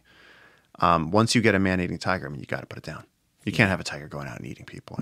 And that's fair. And that's where it's like, just balance it. You know what I mean? Like, we don't have to, I feel like people with the environment, you either have like, on one side, you have like crazy bunny huggers over here that are like, we have to play Mozart for turkeys that we rescue from Thanksgiving. Yeah. That's right. Yeah. And then over here, you have the people that are like, I'm going to shoot everything that moves, and I'm a conservationist. How do we get there? Yeah, we got to get right in the middle. Right in the middle. Science. What do you know? Look, we actually have sustainable deer populations in like New York and New Jersey. They're actually like, I see deer all the time. They don't have any predators. In fact, you could argue that there's too many of them. There actually are. They're like, you have to have hunters. You have to have hunters. And so I just think that to me, in the work that I do, I come across these people once in a while where they're like, no animal should die ever. And I'm like, listen to me. When I go to an indigenous community and they give me a plate of spider monkey, do you think that I turn it away and go, I'm a vegan? No. You take a bite of it, because the gringos that come into their community and go, I love that. I can't eat that. They're like, yeah, because you're fucking gringo. Go put on some more sunscreen. They think you're a joke. But if you can walk barefoot with the local people, if you can swim in the river and drink the river, if you can eat what they eat, then all of a sudden it's different. Then you have a different relationship with them. And that's what a lot of I see a lot of these like PhD students come down there and they want to study bat shit, to get up their first published paper and stuff. And like the local people are looking at them and just watching them, just slathering themselves in DEET and just poison their bodies. And like the local people, like these fucking people, they just sit there laughing like, fuck. And that's the other thing too, because you have, some of the other people going down there, they're not going to respect, but like a dude who literally lives among them in the middle of it and is just like a savage, like they gotta, like, I'd imagine the first time you went down there, it probably wasn't like that, but eventually they're like, oh, this guy gets it. Oh no, they beat the shit out of you to try to get you to that. The first time I went down there, there's this thing called the bullet ant, and it's widely known as the most painful insect bite on Earth. And it's this giant 1-inch long beast of an ant. Bullet ant stings. They sting you they hold on with their jaws and they'll sting you with their abdomen. And the locals, we played bullet ant roulette. They went, all right. They went, all right, Rocky. They see an Italian guy from New York. They go, all right, Rocky. And they were like, you put a bullet ant on one person's arm and then you rub arms with them, and whoever it stings, it stings. And so I spent like 2 days sweating with a fever because I got bitten by this bullet ant. Like it puts you on your ass. It's called a Jesus. bullet ant because it's like getting shot. They're awful. I've had like 5 or 6 of those over the years. At this point, I've walked barefoot so much with the local people that I have like rhino skin on my heels. And so there's a trick you can do. Again, because the Amazon is such a complex ecosystem, there's not like, you can't just like turn over a rock and find a worm. There's no bait sitting around. Everything is either eaten or hiding. And so you have a fish hook and you want to get some bait. You got to come up with that. And so you either need to catch a smaller fish with your machete. We go machete fishing at night and then we'll throw that in the river. But if you're really legit and you walk barefoot, you can take your machete and you can actually saw some of the callus off your heel. And I can show you this. I can send you a video of this. Shit. So I saw my skin off of my foot and stick that on a fish hook and throw that in the river. And you catch your first fish, a little 6-inch fish. And then you chop that in half, stick that on a bigger hook, throw that in the river. You work your way up the ecosystem, and then by midday you got dinner.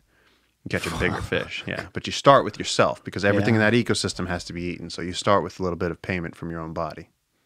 That is the circle of life on a whole different level right there. It sure is. But we were starting this talking about like the not identifying, like trying to figure out what the quote unquote tipping point was. And you were saying it's hard to say.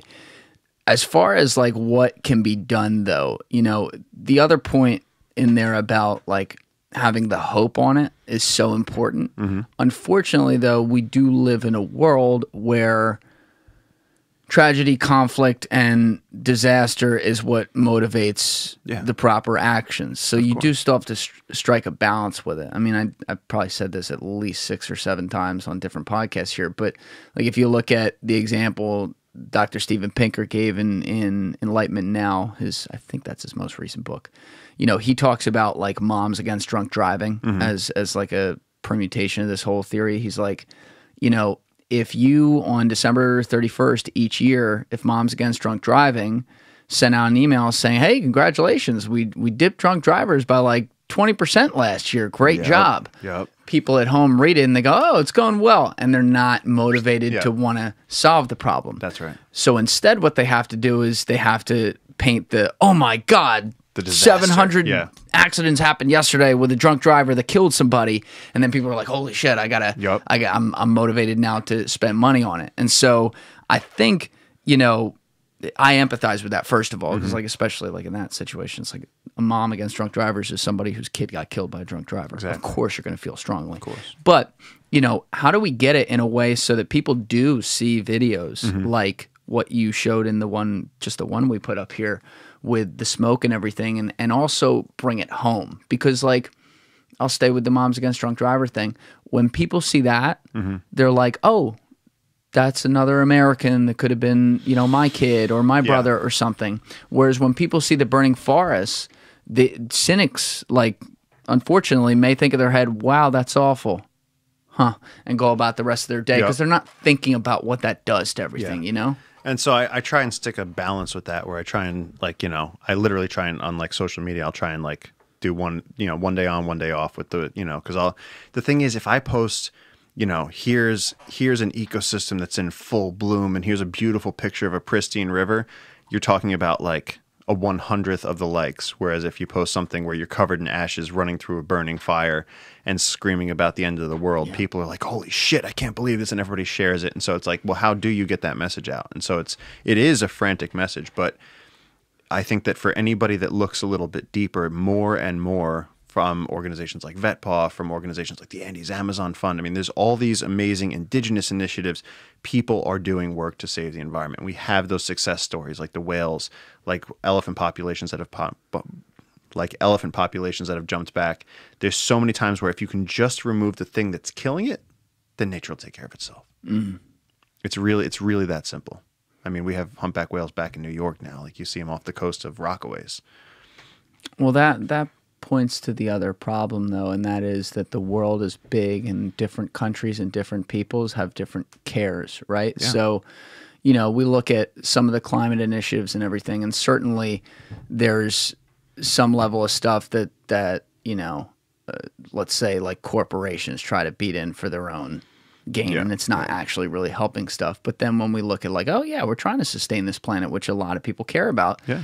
it's very hard to then say, all right, we're going to govern ourselves to do this, and then know that like China and Russia don't give a fuck about that. Yeah. You know, and there's so a lot of where and then like corporate, like the culpability with environmental issues, they keep trying to pin that on the consumer. They keep being like, refuse straws when you get a nice coffee. And it's like, you can't ask people to. So what are you saying? You're saying that every single person united has to not buy straws for 5 years until the companies stop producing them. So that's not how it works. You have to make regulations that, outlawing styrofoam. That's something that's always going to be there. Limiting plastic. When we switched from VHSs to DVDs, nobody asked us. We didn't have to petition for that. They were just like, this is a better technology. We're going to do it. If it's in the interest of people, like anti-smoking ads. It's like, if you want to increase your risk of heart disease and cancer and everything else, smoke cigarettes. If you don't. And they've removed cigarette ads. They've taken action against that because we know how to stop it. And so it's in so many capacities, we've proved that these things can be done. It's just very hard to move vast numbers of people, and there is a lot of us. Yeah, but the point you're making about like the styrofoam example versus, like the DVD example, when it went from VHSs to DVDs, you're right. It was a corporate moved thing because it's like, well, this is better. It's higher quality. It weighs less. It's all this different shit. So it's a better product. So people want it. When you're talking about some of the other stuff, the reason that styrofoam, for example, exists is because it's easy to make, it's convenient, and people can throw it out easily, right? Yeah. So then when you're talking about, but let's do recycled, sustainable, blank, blank, blank, whatever. Yeah. Now the difference with the DVD is that it's less convenient for everyone, including the end consumer who doesn't get as good of a product. Yeah, like that's a tough problem. A biodegradable straw that biodegrades in your drink before you're done with it. Yes.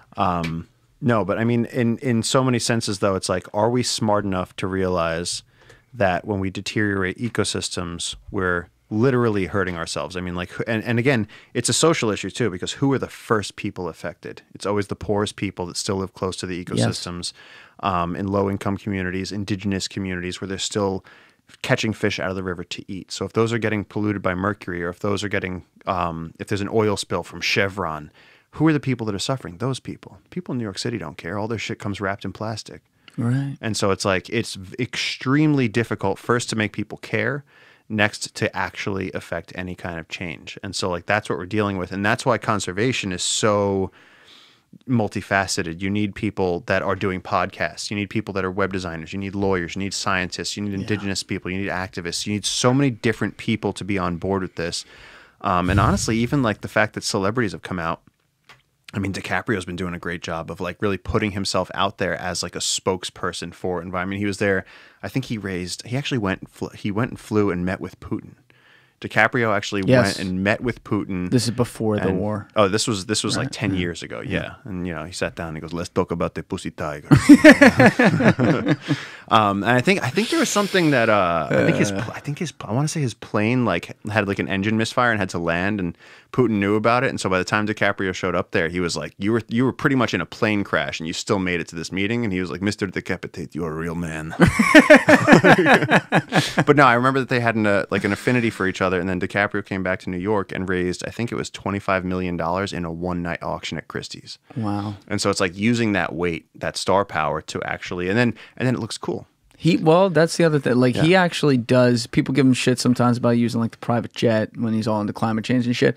But Leonardo DiCaprio, for a lot of the environmental issues, really does put his money where his mouth is. Yes. And including on some controversial stuff that you wouldn't. By the way, you wouldn't think someone attached to Hollywood would be willing to put their name behind. But I guess he's just that big. He doesn't have to give a fuck. No, and I've seen he's been on the ground with different conservation organizations. He's been in Indonesia in that Lesur ecosystem. In the what? The Lesur ecosystem. It's that place in Indonesia and Sumatra where they have the rhinos, tigers, elephants, and orangutans all living in the same forest. And so he's supporting these efforts, and that's huge because then it becomes culturally, people start focusing on it. People start, and then you get I didn't actually see it, but I know Zac Efron did some sort of environmental series. Everybody starts trying their hand at it, and then it sort of filters down into where it's it's cool to be environmentally conscious. And then it starts manifesting, and then you hope it doesn't get lost in identity politics and like who's holier than thou with, you know, I'm a vegan and I don't use straws and I bicycle everywhere. And in fact, I threw out my bike because it uses metal and now I, you know, crawl everywhere. And it's like, you gotta manage caring about the planet without making your life into a living hell. And that's also why someone like you is such a good potential face for this globally, because you're not the PETA guy. You're not the like you're drinking milk that came from the wrong cat. Like you're sitting here fucking eating meat, doing your thing, and recognizing that like the ecosystem exists for a reason, and that's so important because you're real. You're like a real person, and people with too many, and that's with Ryan too, right? Yeah. With too many people that happen to be in this space, sometimes it just comes across as like, all right, cool it with the tree huggery. Yeah, you know what I mean? It's virtue signaling. It's just like I, you know, and it becomes a competition. And to those people, I always, you know, I'm like, how much of your blood is in the Amazon rainforest right now? And how many acres have you protected? Shut up. I don't want to hear it. You know what I mean? And we can all, at this point, we're connected enough that we can all contribute. And I agree. Definitely being a more sustainable consumer. Definitely electing officials that actually know science and care about the environment. I mean, so hard, man. I mean, every administration, it's like, we protected the Arctic National Wildlife Refuge, we're going to drill the shit out of it. We protected it again. No, we're going to drill the shit out of it. And it's like, it just flip-flops. And that's why in conservation they say the victories are temporary and it's the losses that are final. Yeah.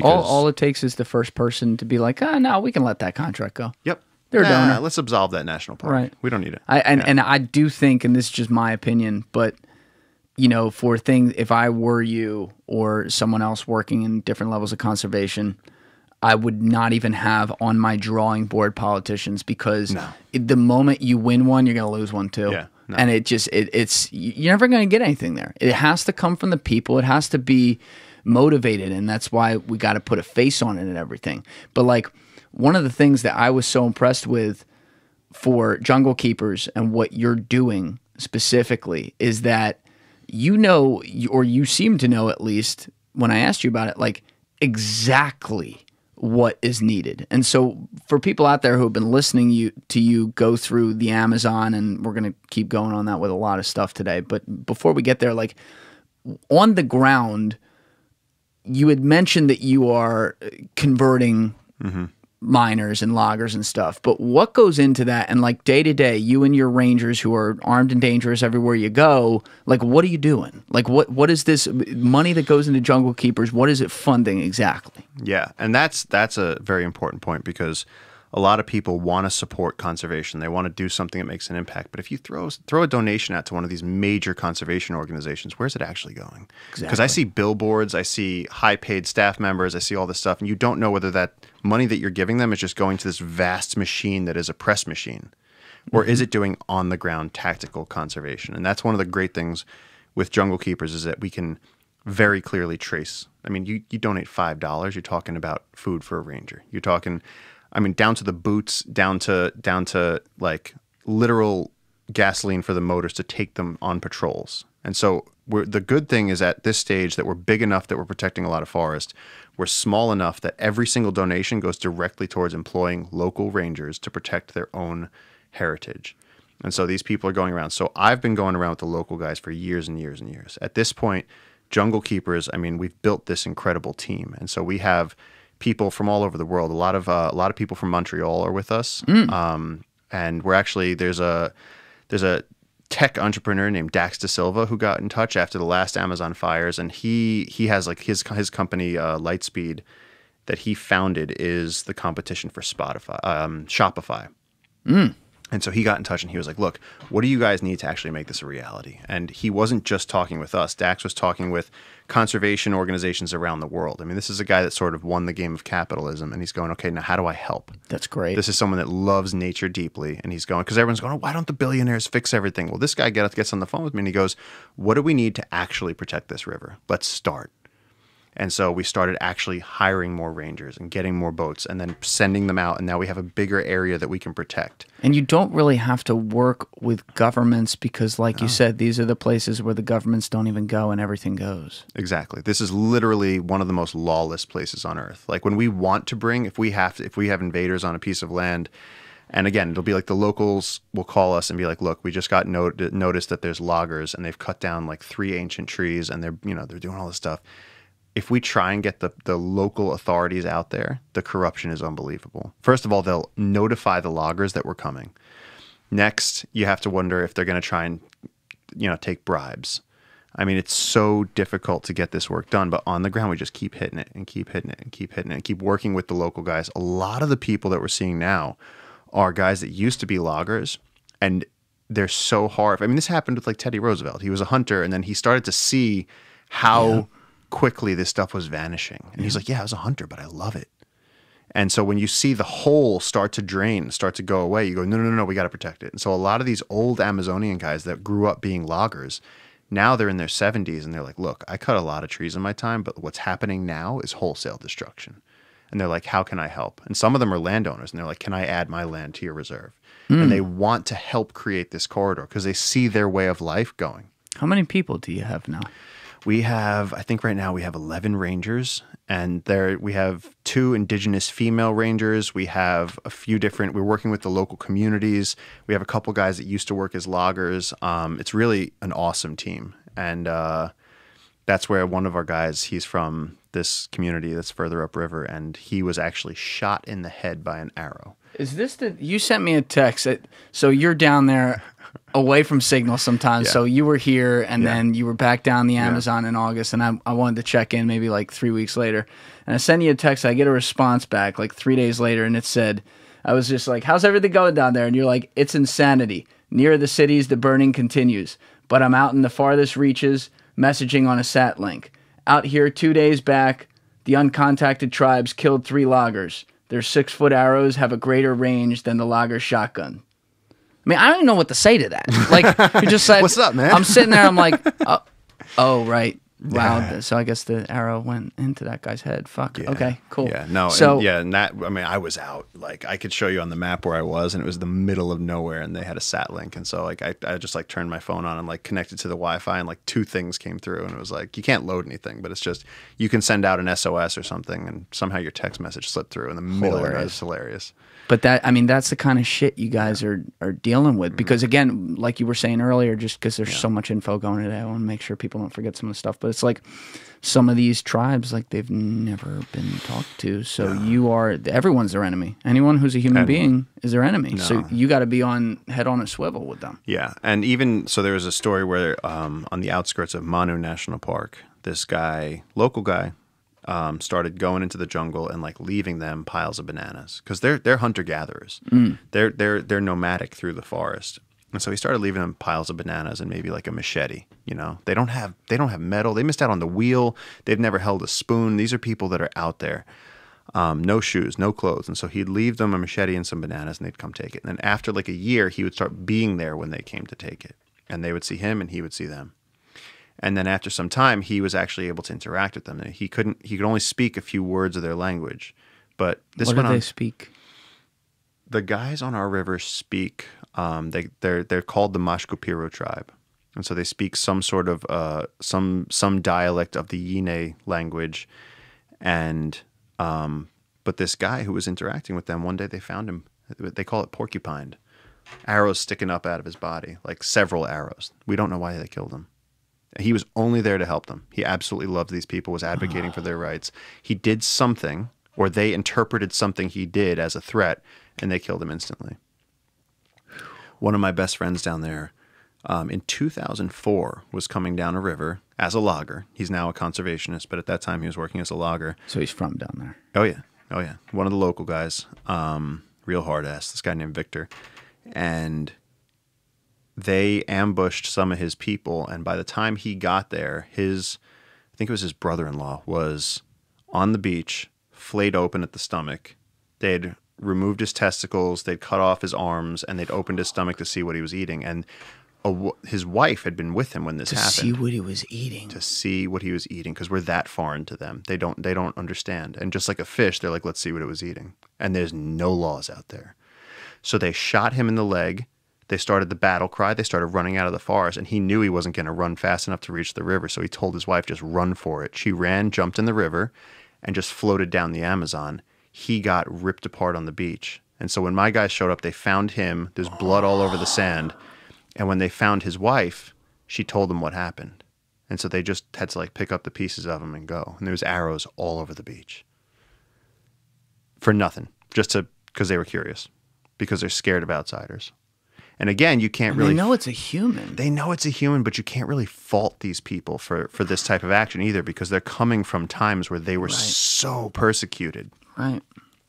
So you have to think that how has that mythology like intensified over the years, where like, you know, grandparents telling their grandchildren, we remember, like if you get one thing from me before I die, remember that if those outsiders get you, you're dead. Kill them first. Shoot first.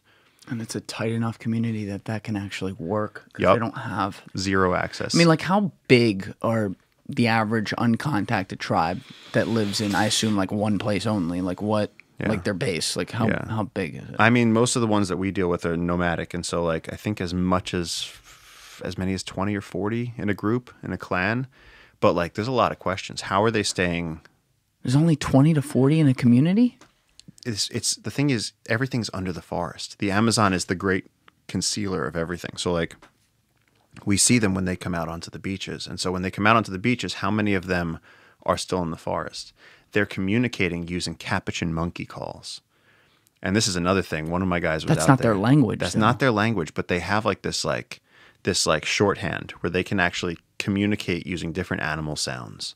And they know what these different calls mean. And they have like a parlance between them. Different animal sounds at the same time and patterns? Or like, are they going to stick to like just the sound of X animal? I can't believe that we lost this video, but this guy had a video when they had made contact and the tribe was there and they had their arrows and they're pointing their arrows across the beach. And the guys in the community are trying to send them a canoe filled with bananas, because they're like, look, we're friends, and they're trying to make an offering, like, stop the killing. So they tried to send them a thing, and you can hear the tribes, and they're talking using monkey calls. And we know what a capuchin monkey sounds like. And what does it sound like? I can't do it well. But they're using these calls in the video on the beach, and they're like communicating with each other. And the scary thing is that if you're ever camping alone in the forest, which is something that I started doing when I was young there, if you ever hear animal sounds that are not quite right at night, you get up and leave. Because if they're getting close to you and they don't want you to hear human sounds, they'll start communicating in animal voices. And so, yeah, there's a few guys that were out there, and they started hearing like sounds that were just a little bit off. You know, you hear like a laughing falcon sound, and he was like, that doesn't actually sound like a... And then he heard the capuchins from different areas, and usually capuchin monkeys are going to be all together in one spot. And he heard it from different directions, and he was just like, he said he climbed into the river and crawled like a turtle out of that. He said he went for hours and just to escape. It's like a... I'll go back to the original example you used because it's just spot on. It's literally like we're sitting here in fucking New Jersey with all this, shit off Amazon or whatever. I've never been to fucking Amazon. I don't know how any of this works, but not that far away, whatever it is, maybe like 6,000 to 8,000 miles, whatever it is. There is a world that is essentially on a level of Avatar. And I say that because recently somebody called me out saying that was racist. I got called out. You know what? Don't just keep it moving. Don't even worry about it. All right. Good call. Anyway, that movie to me did a very good job of communicating how like energy flows through an ecosystem and showing how beautiful it is. And it's, of course, it's pumped up for the movies, but it's a perfect analogy because that's what's happening in the Amazon. You have, the rain is falling into the river. You drink the river and then you sweat and you see the steam coming off the trees, and then it gathers into thunderheads in the afternoon and rains back down. It's like we have people up here being like, do we live in a simulation? Meanwhile, down there, you can see that you're a part of nature. It's visual. It's running through you. Now, you had said this. I don't even care if we're jumping around today because everything's interesting. It's coming out great to me, so I hope it's coming out great to people too. But like, you had said maybe 20 minutes ago, 30 minutes ago, something like that, mentioned about the whole, I guess, controversy around the man-made Amazon. And this is actually, as far as like how serious it is and the whole like intellectual debate, this is something that you and I were talking before this, and I was not really aware of. But apparently there are a significant number of scholars and people that study the Amazon or whatever who are trying to say make the argument that there's all kinds of evidence that the Amazon was basically built by man because all these civilizations that were somehow or another wiped out made it like this, and we have evidence that those existed, such that their argument, and this is the craziest part to me, not necessarily like the scholars saying it, but maybe some of them too, but the argument of the scholars is then being used by corporations and by governments and countries who don't give a fuck about this stuff to be able to say, well, it's man-made, we can build it again. Exactly. That's absurd. Yeah. They actually, that was the clip that was on Rogan where the guy's explaining to him, and he's like, yeah, there's all this ancient civilizations, way more than we thought, and they're using, he said that Brazil nut trees are a domesticated species, which is incorrect. Brazil nuts are a wild species. How do we know that's incorrect? Because Brazil nuts are a wild species that grows in the Amazon, and they're one of the emergent species. They're one of the keystones of the ecosystem. But how can we prove that it wasn't like bananas, which are like human engineered? Because we can tell that bananas are human engineered. If you can easily look up what species we deal with that are human engineered and domesticated, like a cow or a golden retriever. These are things like a wolf was the original, and then we get a golden retriever. You have wild bison, and then we bred cows to produce more milk. We can direct an apple or a banana to have more fruit and to be sweeter. We can breed those things, but they're a wild species as well. And but what besides just like the proof of like what someone wrote down, like a researcher that we can look up, like what makes it so definitive that, what's it called, a Brazil nut tree? A Brazil nut tree, yeah. What makes it so definitive that like, yo, that was here fucking 30,000 years ago? Yeah, I mean, and longer than that, because I mean, I just looked it up. I was just like, are Brazil nuts a bred species? It's not. It's a wild species. It's a naturally occurring species that's deeply tied to the functioning of the Amazon rainforest. Right, so, that's what I'm looking for. So yes, how so? Because this is a crazy one. Here's the interconnected stuff. Okay, so you have a mature Brazil nut tree, which again is thick as this room, up 150, 160 feet, and they produce these pods. Now, macaws are eating these pods. Monkeys are eating these pods when they're young. As they get older, you get this like cannonball. It's like bigger than a grapefruit, and it's got a bunch of Brazil nuts in it, but it's got this hard woody shell. And so these things fall naturally out of the tree and hit the forest floor. The only animal in the Amazon that has the jaw strength and the teeth to open those pods is something called an agouti. It's basically a large rodent. Just like a squirrel, it opens up these pods, takes the seeds, buries them, forgets 95% of the ones it buries. So it's pollinating and spreading the seeds of the Brazil nut tree. But here's where it gets crazy. In order for the Brazil nut tree to produce that fruit, its flowers need to be pollinated by orchid bees. And so the bees pollinate the trees between male and female trees to make it actually produce fruit. The fruit falls to the ground. The agoutis actually spread it. This is a tree that is intricately braided into the ecosystem of the Amazon. So there's really no way. It's not like a... No. Yeah, no. Wow. And so you have these people that are saying, why do they say that then? Because then they get to pretend that their life is the Da Vinci Code, and they say, there was, read my book, because I discovered the fact that there's a hidden civilization, and I get to go get all this funding and all this attention, and look, they get press. I mean, I just looked it up before we did this interview, because I wanted to make sure I wasn't crazy. But Smithsonian Magazine in 2017 put out an article being like, is the Amazon a man-made garden? And you have this, it's one paper. It's one paper. This guy came out and suggested that the Amazon is actually a man-made garden, engineered by humans.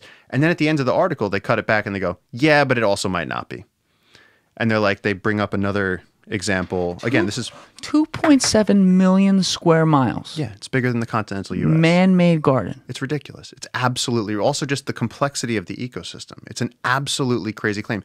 Were there indigenous cultures in much higher numbers than we thought? Yes. Yeah, we're going to get to that. But like scattered this around the jungle does not mean that the Amazon rainforest, that's a gross misinterpretation of a very small set of facts. We can't even invent a way to make new trees sturdier today. No. And they're trying to say that like a bunch of people with fucking not even forks and knives were building a goddamn 2.7 million square, whatever it is. No, it's big. It's crazy. And also our interpretation for things changes. I mean, there was one thing where they thought, I know that they thought that a certain, around Mayan civilizations, that there were certain tree species that they cultivated more closely around civilized sites. And so they thought that, but then they realized, oh, those seeds could also be pollinated by bats. And it's like in the Amazon, it's the same thing. When you walk around the jungle at night, there are bats carrying ironwood tree seeds because they have a fruit on the outside of the nut. And the bats carry the seeds. And here's the crazy thing. The bats will bomb you with them. They'll bomb you with them. They'll like literally a bat this big will fly by you carrying a seed. And to make you go away so it can keep eating, it'll actually release the seed with the planned trajectory so it hits you in the face. Oh, fuck that. No. I'm going out there with a helmet if you ever take me out there. You're coming, man. That's the whole, like, see, like, that's what I was saying to Ryan. I'm like, Ryan, in Africa, it's all in front of you. Like, it's the open valley terrain, okay? You see At least the you rhino. can see what's coming. Yeah. In the Amazon, it's like, you know. No. Do I need to bring a gun? Like, what are we doing? You won't know what's around you until you physically see it or touch it. You're so dense. I mean, if you're walking off trail, you're surrounded by plants. You're in an ocean of plants, and you're 150 feet under the canopy. So you're like under this vast cathedral ceiling of green, and then the understory, and then the vines, and then you're finally where you're walking, this tiny little human. You're so insignificant. Yeah. It's absolutely crazy. But these people saying that there really is a huge danger there with these people. You know, one person can come out saying, we think there's more civilizations than we previously thought. And then that changes into the Amazon was engineered by humans, which that changes into, well, then we can engineer it further. Let's just keep cutting it down. Let's adapt it more. It's not true. These are complex ecosystems. How far back do they say? I think right now the agreed upon arrival of humans into the Amazon is roughly 10,000 years ago, which is not that long ago. I mean, Oxford University is over 1,000 years old. But it is, too. Because, like, we think when not compared to Africa, though, or somewhere where you have like Right. 30,000 years of human habitation. Like, dude, it gets, once the numbers get up there, it gets like so stressful. But yeah, in the context of like world history, it's fucking nothing. It's nothing. It's nothing. Like, how old is the world supposedly again? Like, there's a range, but I'll get the number wrong if I even try. I don't want to try because that's not my. But it's a lot more than that. It's like, I mean, human presence on the planet. They keep moving the goalposts. They keep saying, oh, humans have been around for 10,000 years, 100. The number keeps changing based on archaeological findings, and then they'll say we discovered a mummy, in the hills of Mongolia that completely changes everything, and now we have to change the date that humans first existed. And it's like, yeah, because we're still learning. So you can't base how you manage one of the most critical resources on the planet based on somebody's hypothesis about what may or may not have happened in history. Not to mention that anybody with common sense, you walk through the Amazon rainforest, and it's clearly not a human-engineered thing. If we saw banana plants all over the Amazon rainforest, well, then fine. You say, okay, I understand that. But bananas came from Asia. It's a whole other thing. But it was just when you read something like that, after being on the ground and seeing how complex the ecosystem is, it's just such a huge slap in the face to reality. And it just shows you how quickly the narrative can change and how quickly just like you get into these things where people are pulling you in a direction for their own agenda. And to me, that's just somebody saying, fund my career, read my book. I want to go play, Hiram Bingham. I'm going to go explore, find the next Machu Picchu. And yeah, there's sites all over the Amazon where you find bits of pottery and stuff because people have been there for thousands and thousands of years, but that does not equal the Amazon was made by humans. all right, yeah, while you were talking there, I was actually pulling up a couple articles on this because I think there's actually an even better argument to make here, just rather than simply looking at these guys wondering what the fuck they're talking about with breaking down all the different trees that could have been created or something like that. And that is the fact that they are arguing for actually such a small number of things. Yeah. So if I'm going to pull this over to the other screen so we can see it. There's two. But essentially what I mean by that is, let's even say for a second these guys are right, the ones who are trying to argue that and make money on it or whatever. Even if they were right, it's such a small percentage of everything that's in the rainforest. It's like a grain of sand on a beach. Like, oh, look, this grain of sand was made by a man. Well, who fucking cares? The rest of it's not. The point is, because they can say, it's like a little lie can become a giant forest fire, because they can say, oh, look, this was man-made, then the narrative to the average person like me who just hears that, like, oh, the rainforest was man-made, and it travels far enough that people are like, oh, the whole thing's fake, and it's not. Here, I'll take your analogy. You take 20 grains of sand and spread them on a soccer field, and then your hypothesis is, because I found 20 grains of sand on this giant soccer field, this used to be a beach. It's like they're inferring this massive result of completely insufficient data. Right. So I'm going to read straight off this article behind you just so that people can hear what I'm talking about.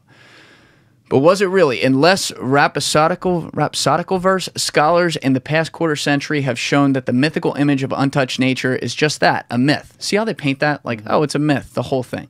Like humans everywhere, Native Americans shape their environments to suit them through burning, pruning, tilling, and other practices, and the Amazon is no different. Look closer and you can see the deep impressions the humans have made on the world's largest tropical rainforest, scientists reported yesterday. Despite its vastness, the Amazon stretches more than 2 million square miles and has an estimated 390 billion trees. This rainforest is hardly the untamable, unstoppable force of nature that the romantics opined about, says Jose Iriarte, an archaeologist at the University of Exeter. In fact, humans have inhabited the Amazon for roughly 13,000 years, which is similar to what you said, and have been domesticating plants for at least 8,000 years.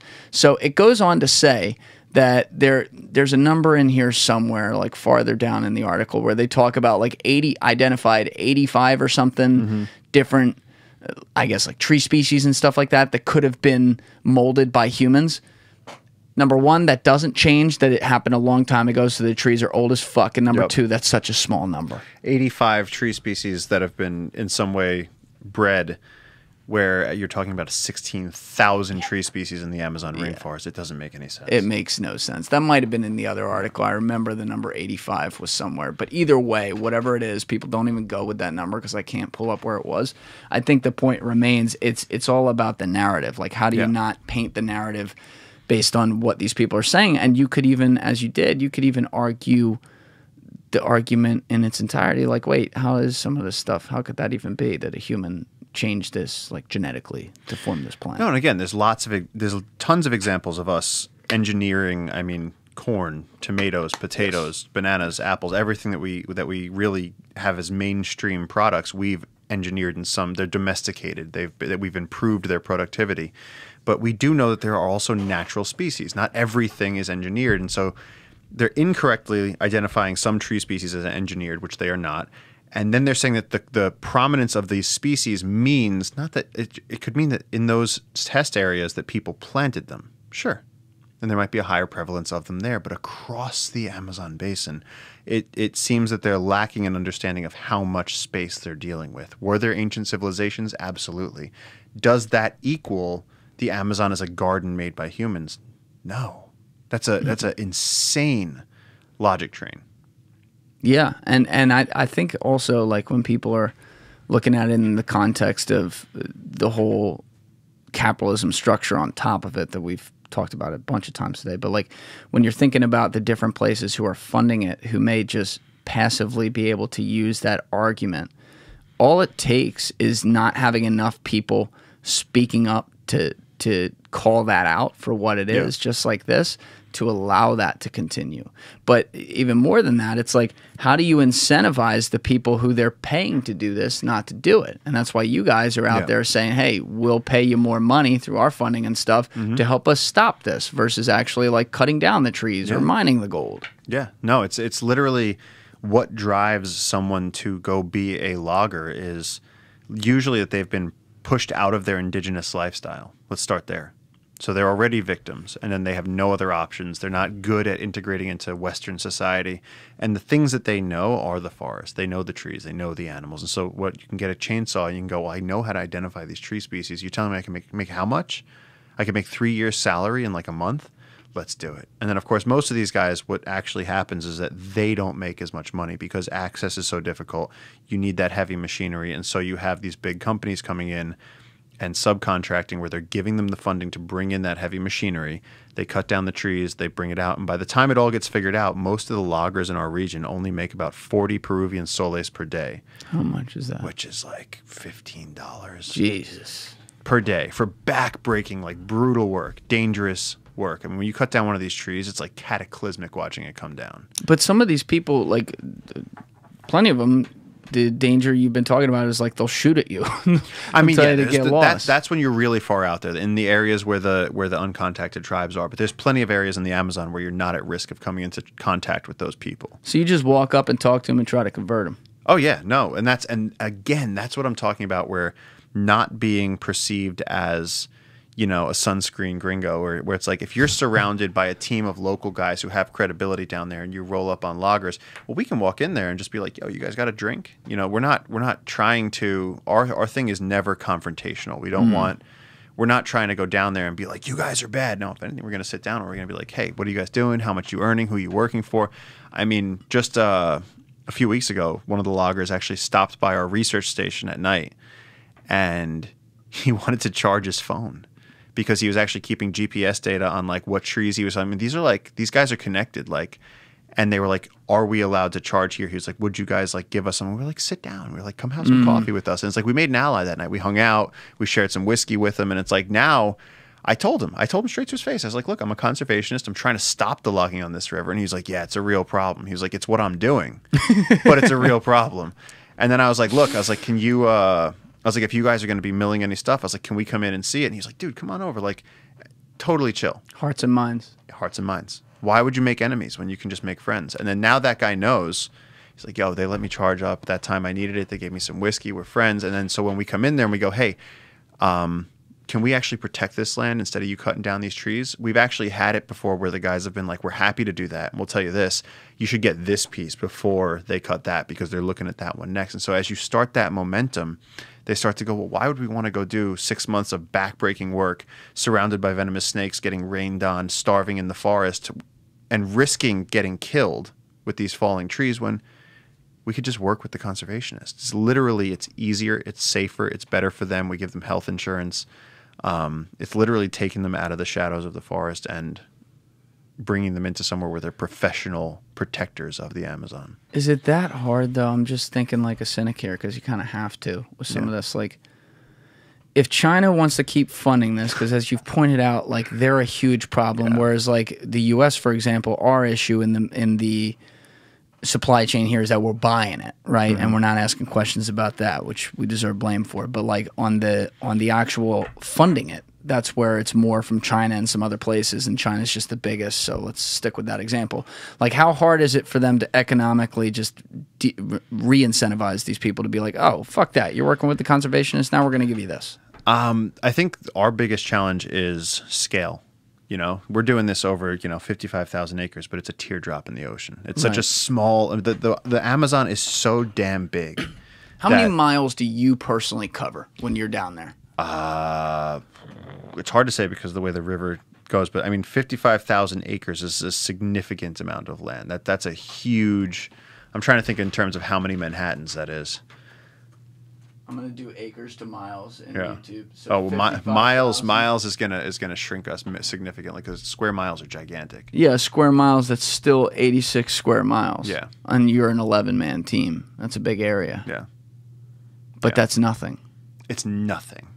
If you look at it, if you zoom out on Google Earth, so you could see the whole Amazon, and then you look at the parcel that we're protecting. It's I'll nothing. do that. I'll put Google Earth in the absolutely. corner. I'll give you the map so you could see it like highlighted in orange. And then when you zoom out, and just when you see the 350,000 acres that's been deforested by the miners, and then our little tiny thing, but on that little tiny thing in that little patch of protected forest are millions and millions of wild heartbeats, entire families of spider monkeys and endangered giant river otters and black caiman and jaguars and macaws and all of that incredible life and animals that we don't know the names of, that science has not discovered, are still walking. Absolutely. There's new species discovered every year in the Amazon. Like big or very small?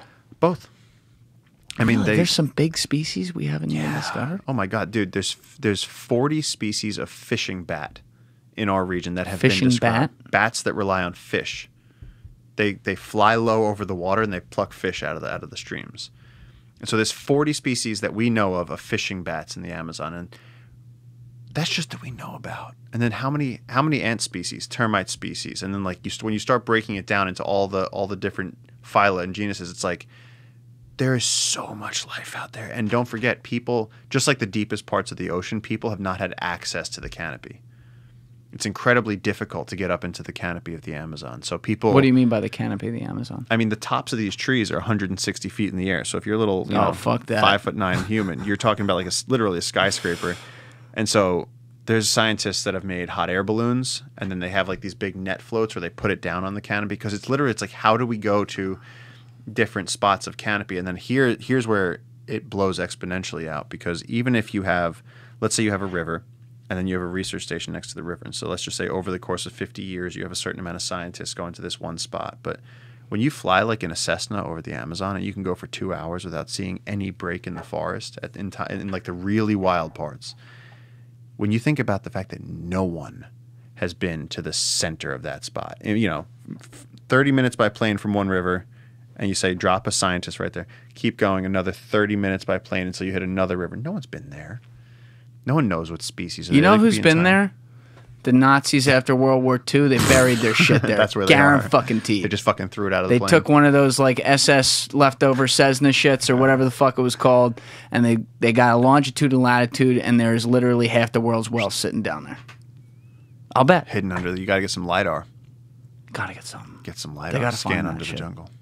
But that's foreign to me. Yeah. Like you explain, I visualized it, right? Like I've seen movies, right? I'm thinking like Lord of the Rings or some shit like that, but it's really like, it's right there. Like it's crazy to me that like you will fly down from New York to Miami, take a flight to Peru, land at an airport in a regular old country with roads and people and shit, governments, all that, and then take a little drive and boom, you're in it. Yep. You drive off the edge of human presence on our planet. That's it. Just in the, and it's crazy because, again, like that, you leave society. Like we literally sometimes, as we're going on an expedition, we'll like look behind us, and you go, the world could have ended. It could have been 9/11. It could be nuclear war, and you're out in the middle of the Amazon for weeks on end, and you know nothing about the outside world. And there's actually this weird sort of thing that creeps up on everybody, where we start to like get like stressed about it. You almost start to forget, because it's so real, and your life out there in the wild is predicated on such like tangible facts. It's like you have to get clean water from the streams. When it rains, you have to go. If it's the middle of the night and you wake up and it's raining, you have to go check the boat because the river's going to raise 15 feet. And so you have to. There's a lot of things that you have to do, and we're used to in society that like I could go to the store, I could not go to the store, I could go later. I could be a lawyer, I could be a this. And it's like you can make a lot of decisions. We have all these decisions at our fingertips because of the society we live in. And when you're in the wild, your life is governed by like the original set of chemical physical rules. And so like you're playing at the most essential level. And it's like you have to do these certain things. If you don't protect yourself at 6:30 p.m. when all the mosquitoes come out, you're going to be bitten to hell. You're going to get infected bug bites. You're going to die. Then you're going to get digested by the Amazon. And it's like there's just this set of like things. And a lot of I'm not the first person to like discover this. It's like when you're out in the wilderness, there's just sort of this and a lot of people find it helps with like that chatter, that uncertainty, that depression that people feel, the anxiety, and it all melts away when you're in the jungle, because in the jungle you're in this world where all of your senses are demanded at all times. So you're concentrated. Have you spent time, not even necessarily alone, but I'll even ask that, but maybe with a couple other people or something, living off the land? Yeah, well, that was what I wrote about in my first book, was that I started doing solos in the jungle, which now looking back, like when you look back and you just go, why the hell did I do that? I mean, you're killing dinner and shit. I actually, at the time, I was trying to not, because look, what I'm doing, I mean, I could if I needed to, but I was saying like, I'm voluntarily going out into the jungle and surviving for days on end.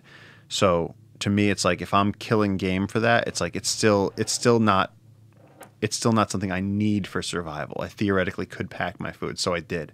I brought like dry noodles, nuts, whatever else, and I would bring like 10 days worth of that. But 10 days in I would get dropped past the last place with a name. What do you mean dropped? Like I would ask loggers. I'd go up to some loggers, find them, go real remote, go like 3 days out into the jungle, past the last village, past the last place with the generator.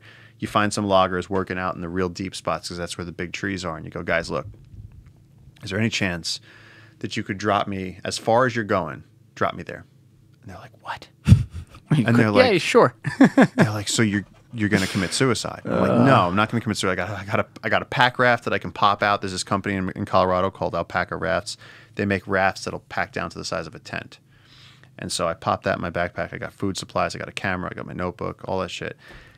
And I would go out into the jungle for weeks at a time and launch these huge solos. One of the first ones I did, I was lost in a swamp for 3 days. I'm talking like a huge swamp. I'm talking like the northern side of New Jersey types, like a swamp. Where they bury bodies. Like huge. Yeah. And Yeah, I woke up in the middle of the night and I felt something warm on my neck, and I figured I'll turn on my light and see what it is. And I moved my hand, and this jaguar just just growls right into my ear. Her face was right here. And so I'm sitting there, and I'm dead still in a hammock in the center under 160 feet of canopy in the night. And this animal, this jaguar, is 3 inches away from my head, and she's going, just don't move. She goes, I'm in control. And she was just smelling me. She'd never smelled a human before because there's no humans there. And when she was done, I just could tell that she had left.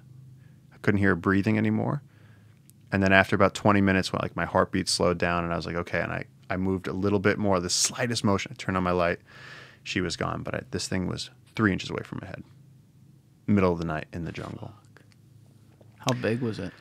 I don't know. I never saw her. I mean, she must have been big. She was a big one. I mean, I'm saying a she. I don't know what it was. I mean, could have been a male, could have been a female, but it was a jag. That voice is unmistakable. It's like God's voice. It's like thunder. What do they, obviously, like, they're carnivores, but what do they usually feed on?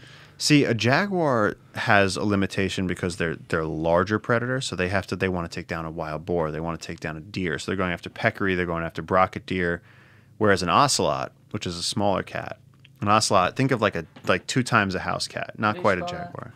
Ocelot. Oh, okay. They're like the pound for pound champion of the Amazon because they can go in the trees. Yeah, they can feed off of lizards, snakes, birds, anything they want to, they can eat, and a lot of it doesn't come with a risk for them. They look like a fucking cat. Yeah, they're beautiful. It's like a miniature jaguar, yeah. Yeah, they literally they look like a cheetah skin, leopard skin cat. That's my friend. That's your friend right there? Yeah. That's funny. No, but they're literally, that pound for pound, they're probably the most successful predator in the Amazon because they can hunt everything, and it doesn't come with a high danger value for them. Like a jaguar, if you're going after a deer, you got to worry about antlers. You're going after a wild boar, you got to worry about tusks. These guys, they can just pop off birds, bats, lizards, whatever. And just like a cat, they're just the ultimate predator. What are some other cool species people don't ever talk about from down there? Giant anteaters, man. Giant anteaters are so cool. I ended up raising one. And you raised a giant anteater? I raised a giant anteater. One of my first years down there, I was 19 years old. And this giant anteater, they're huge. They're bigger than you think. It's like a German shepherd and with I got out the corner of the screen once again. Fuck. And on the ends of those feet, their nose is very delicate. It's like a cartilage nose, and they have this long tongue, and they can eat ants. On the ends of those arms, though, they have like these big Popeye forearms, and then just like Wolverine claws. Mm-hmm. And so if a jag comes and tries to eat a giant anteater, it'll stand up on its hind legs, open its arms up, and just start slashing. And it'll like poke in the stomach and just open that thing up. So the jags often won't mess with them. But also when a giant anteater stands up on its hind legs, it's almost 5 feet tall. So I've had guys who've been hunting with their dogs thinking they're going after a game species, and they come around a bend. One guy, his dog went after this giant anteater. It grabbed the dog by the neck, snapped the neck with its hand, with the claws. They walk on their knuckles. Snapped the neck. The dude comes around the bend with his shotgun. Anteater's looking at him eye to eye with its claws out, staring him in the face, and starts slashing at him. He ran for his life. Giant anteaters are incredibly badass animals. Wow. And they only eat like ants and shit, though, right? Ants and termites, yeah. And so I had one, some farmer had actually killed one by mistake. He thought it was a tapir. He shot it, and the babies ride on the backs of the mothers. Whoa. And they're like intensely bonded to their mothers. And so I was left with this baby, and she needed to hug me all the time. So I had to carry this anteater on me like a mother anteater for weeks. And I was living in the jungle at 19 years old with this baby anteater taking naps because I couldn't do anything. I couldn't like go do the other stuff I had to do because this baby was like, I need to be holding someone all the time. Oh my God. So if I fell asleep, then she'd take the ant tongue, fire it into my ear. She'd do things where I would wake up and I'd have an anteater tongue up my nose coming out my mouth because they have like a 12-inch tongue. And she'd be like, wake up, this fucking thing. Pencil and super thick. But you had to be careful because her claws were sharp. So if you got her excited, she literally could rip through you, like rip your skin. But it was one of the greatest things I ever did because, A, this animal had such a deep love. Like this animal was just the most emotional little thing. She went everywhere in the jungle with me. And then also I got to experience the forest through an animal's perspective because a lot of days it was just me and her. And so it was just me and this little anteater walking through the forest. And she didn't like it when I was walking up, like standing up like a human. My face was too far away from her, so she wanted me on my hands and knees. Oh, you'd have to crawl. So I'd like crawl next to this anteater, and we'd be walking through the jungle together, like finding different things. If she got scared, she'd come back to me. She'd try and crawl up on my back. I literally had to act like a mother anteater for weeks and weeks. And then did you release her into the wild? Eventually, she rejoined the wild. She started going out for longer and longer periods until she stayed out. It was pretty cool. It's kind of sad, though, too. Like one day she just doesn't come back. I mean, but that's what you want. That's the best case scenario. You want to return a wild animal to the wild where they belong. That's, it's always hard, but it's like, even if you're, when I was a kid, my parents used to train seeing eye dogs. You want them to go become a seeing eye dog. And that sucks because you raise this puppy, but they're going to go on to do their thing. It's such an important thing, though, too. I've known my aunt and uncle raised some seeing eye dogs, and it's like so sad when you got to give them up at like a year or whatever. But it's an amazing thing you're doing for somebody else. Change someone's life. Yeah. Exactly. Yeah. So, and it's like incredible. Like we think about the things we can see all the time, like in normal society away from the rainforest. We think about like dogs and cats and all that. But all these different animals around the world, of course, they all have different habits, behaviors, and ways they go about living. But there are some key emotions that even on the ground level tie everything together, like including us. And like with that anteater, which I've probably seen an anteater at the fucking zoo, like when I was a kid. Maybe they're hard to care for because it's ants. It's like you had such a human experience through that, like through an animal, through something that none of us have ever even really been around. Yeah, no, and that's what's shaped a lot of my work. And so, we end up talking about the climate and the Chinese interests and the local people and all this crazy shit. And it's like at the end of the day, the time I've spent raising a giant anteater or the time I've spent living with a herd of elephants, and it's like I won't even get started on how intelligent they are. But it's we're not the only species on this planet. And my entire life, like the things that I have, the moments that have made me truly like just filled with wonder have all been because of these species. And getting into that level where you like see them in the wild and where you have interactions with them. And they can't throw on a suit and go address the United Nations. I can. They can't speak to us. They can't be like, stop cutting down our forests. And again, I'm not the first person to say this. A lot of the great conservationists, from Alan Rabinowitz to Jane Goodall, have said this. Steve Irwin used to say it, that you have to be a voice for the voiceless. And it's like, in the case of wildlife, it's like, if a herd of elephants could talk, what would they say? Fuck you. Yeah. Actually, though. Yeah. Like, actually. I wouldn't blame them. They have burial ceremonies. They have PTSD from seeing violence. I once watched an elephant pick out a pregnant human. They know, so just like they have seeing eye dogs, they have dogs that can alert a person with, my sister's a type 1 diabetic. And so you could, you always have to monitor your insulin. And so they have dogs that are trained. They can actually sense the chemical changes in your body, and they'll wake you up in the night if you drop too low. Now, an elephant's smell is far superior to a dog's smell. It's just like a dog's is far superior to ours. But they did a study where I think they had 2 jars. There was one jar with 100 sunflower seeds and one with 117 sunflower seeds. And the elephants have like enough olfactory knowledge that they could tell which one, just by the smell, which one had more, and they could grab that one.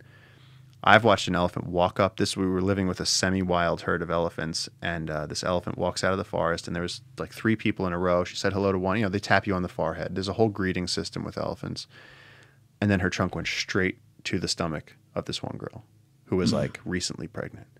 And then all the other female elephants came in, and they were all touching her stomach because they knew that she was pregnant, and they all were interested in it. And they were getting information that we can't even understand. They're interpreting things that we have no access to. And so, we judge animal intelligence by these laboratory tests. So, can a chimp solve a Rubik's Cube or some stuff like that? But it's like, in their environment, they're solving problems that we can't solve. If an elephant has to travel, 100 kilometers to find water, it's like, well, they can smell it. We can't. They literally have talents that we don't. And it's like, I've spent my entire adult life, the last 17 years, so immersed in the animal world that that's become, and that's why I've only done one thing, is try to protect this river. And that's why working with Ryan and seeing the work that they're doing is so crucial to me, because it's like these are such important species and they're so close to being extinct. And the fact that people are willing to, you know, devote their lives to protect it, it's like knowing that there's a network of people around the world who have made that decision, that saying, we're, you know, it stops here. We're going to protect these species. Like, to me, that's what keeps me going. See, we got to get, and also, actually, side note, would you mind, is your phone on airplane mode? I forgot to ask you that, because it interferes with that cloud lifter. All right, cool. Because I didn't know if I was hearing something in my headphone. I don't want to find that later and have it all fucked up. But anyway, like, if you think about, like, what Ryan does with the elephants at VETPAW, and it's not just elephants, it's rhinos, it's what's giraffes, gazelles. Yes, but what's cheetahs. the one? Not armadillos. There's a more rare Pangolins. Yes, that's it. Pangolins, like the pangolins, the most trafficked animal on the planet. Yeah. Right. So you see all the stuff he protects. The thing that elephants have that makes it so powerful when you tell it to, you know, somebody sitting at a desk in Virginia, is that, you know, they're the biggest mammal. Yeah. They have eyes. You can see them. You can go online. You can watch a video and see how majestic they are. I mean, the idea of like killing one of those things, to me, it's inconceivable. It is totally inconceivable to me. And that's a whole separate argument with the poaching and all that, which we covered in episode 117, and we'll continue to talk about. But not to go too deep on that. More focus on like what it is. It's like, you know, they have not only tremendously better memories than we do. I mean, we have the phrase "a memory like an elephant," right? Never forgets. Yeah. But they also they have some of those things you talk about. They have the burial ceremonies. They you can see their emotion. I mean, when I was putting together some content for some clips from Ryan's episode, you know, there's a BBC video of when there was like some sort of drought or whatever in Africa, and they captured it on camera where a mother has to make the decision like her baby's not going to make it. You know, and you see this animal go through it just like a human being mother goes through when their little one's going to die and everything. And it's like, you know, that's how you put a face to it. And I think the battle you fight, the reason I bring that up is because the battle you fight down there is at the high level similar to a guy like Ryan, because it's over there somewhere else, right? It's not here. We have to bring that to the people. Right. So you both have that battle, and that's a hard battle. But then you have a second layer to it. The Amazon is exactly like that image you put on it with the Cessna above the trees. It's this enclosed place. It's not like open. It's bright and beautiful and amazing and like Atlantis in there, but it's closed off to the world. So people, you know, they can go to YouTube and watch a video of an elephant walking through, you know, a field, or a lion walking through a field or some shit. With the Amazon, it's like, I'm sitting there like, wow, what is in there? Like, I've heard stories and stuff, but how do you put the eyes on it? Like for trees, and that's the best example because that's the thing they're cutting down. That's the whole fucking forest. You describe it as one of these trees with 200 feet into the fucking air or whatever has thousands of species living on it, not just termites and shit. You're talking like you could have literal like clans of like monkey communities living in there. You can have communities of jaguars like a skyscraper, like you said, like different floors, different people. But people, when they're thinking about it, and even when they see the video, they're still thinking of trees, and trees are so important. Trees aren't as empathetic as elephants. Exactly. They don't have eyes. They don't have eyes. So that's my question. How do we put eyes on what you do? It's not like there aren't eyes. These other jaguars have eyes. You know, these other species have eyes. But how do we have the power of like seeing a tear from an elephant on what you do? Because it's every bit, and I don't want to say one's more important than the other, but we're talking about something that literally regulates our ecosystem of the fucking planet. Yes. And you're right. Instead of one big like charismatic star like an elephant, or like lions or rhinos or something, but especially elephants. With the Amazon, it's 1,000 small things. And so that's what we try to do, is like show people. A lot of times, like I'll cut together these montages of like the spider monkeys, the jaguars, the river otters, the butterfly clouds. I mean, there's 1,500 species of butterfly just in our region of the Amazon. And it's like, it's so colorful and so diverse. It's just, you got to just show people what the overall effect is, and then get them to fall in love with that. Yeah, I'm thinking on it from like a I know what you mean. I know what you're I'm saying. thinking because I'm passionate about it, like getting to know you guys and talking with you off camera and everything over the past couple months and seeing the work you do, and that gives me an extra attachment to it. It's like, wow, this makes so much sense, and yet it's not something. Like I said, it's something you hear about in school when you're growing up. Like, oh yeah, they're cutting down too much in the rainforest. It's like, wow, it sucks. And then you go about life. You have to have that. You have to have this, and not everyone who's listening gets to have you on speed dial and talking to them, and see what you're doing. The best they can get is right now with what you're talking about. But the important thing is that you see what you're doing though. You're using this podcast, using your platform to help tell people about that. Yeah. And so like I always try to tell people, it's like there's a lot of people that can't travel to the Amazon. Some people I've had people message me and they're like, I can't give a lot, but we're going to give $5 a month or something. And it's like, great. That's serious for the rangers down there. Like that's actually helping us. And then, if you tally those up, each of those people, every person that's helping us do this is just as important as any one of us on the core team is, because we couldn't do it without that support.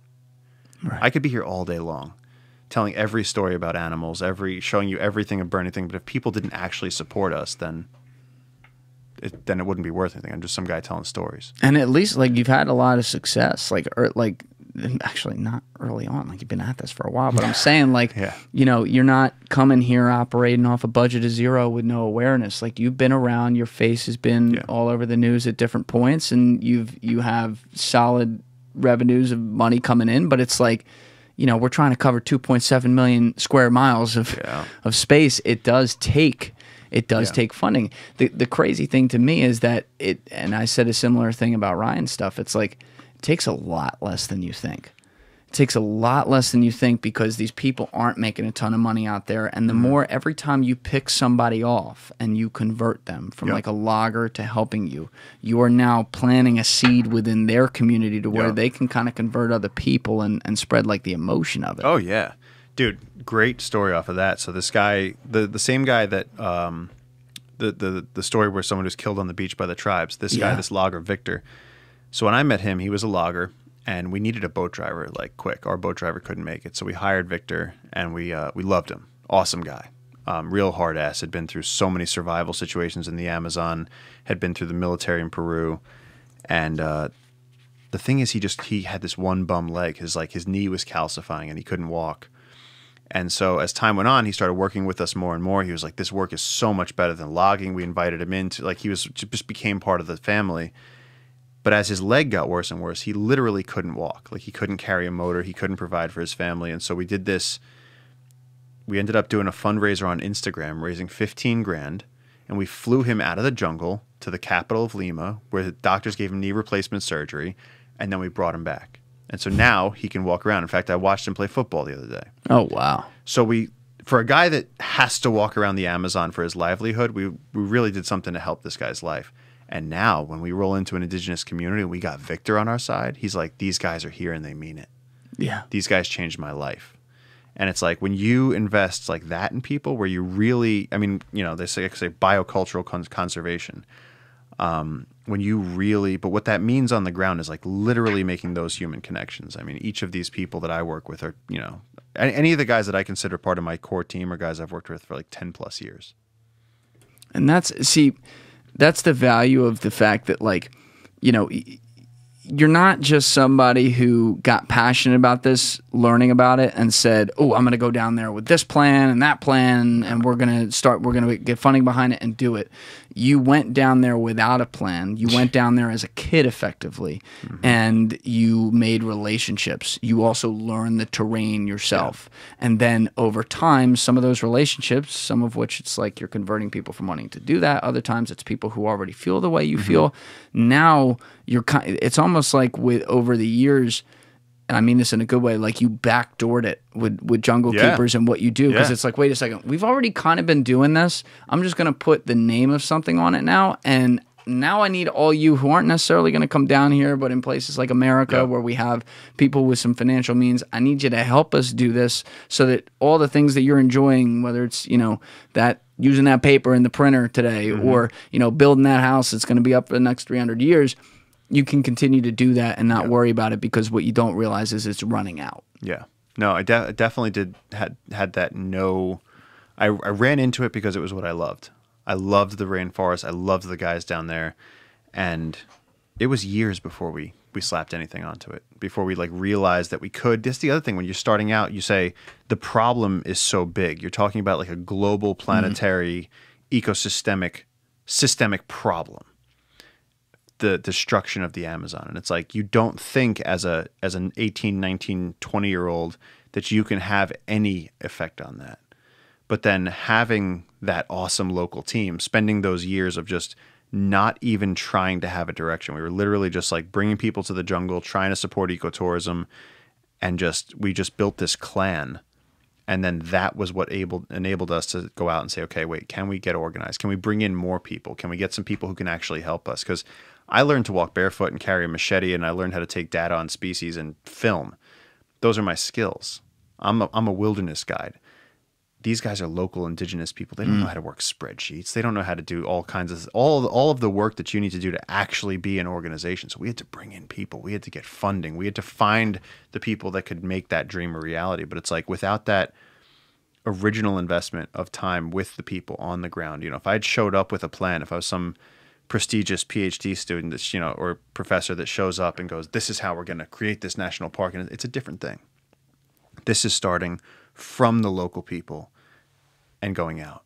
And that's why the story that we're telling to the world, that's why we have that authenticity, that we can be like, look, your donations are going right there. Our acres are going right here. And it's like, we know exactly what we're doing.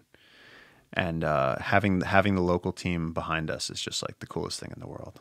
How much of like the history of the Amazon, like it's in its entirety, have you really focus on? Because like everything we're talking about is you, and it's clear you definitely have a worldview on it. I asked that kind of knowing the answer, but not all the way. It's like everything we're talking about is you focusing on what's happening there right now and focusing on the resources that do exist and why we got to save it. But like the rainforest itself, we read off in an article a little bit ago that, you know, they're saying there could have been people there like 13,000 years ago. But like, how do you know a lot about like how long it took this thing to form, or how much different it might have looked 2,000 years ago? Like civilizations that we know have been there.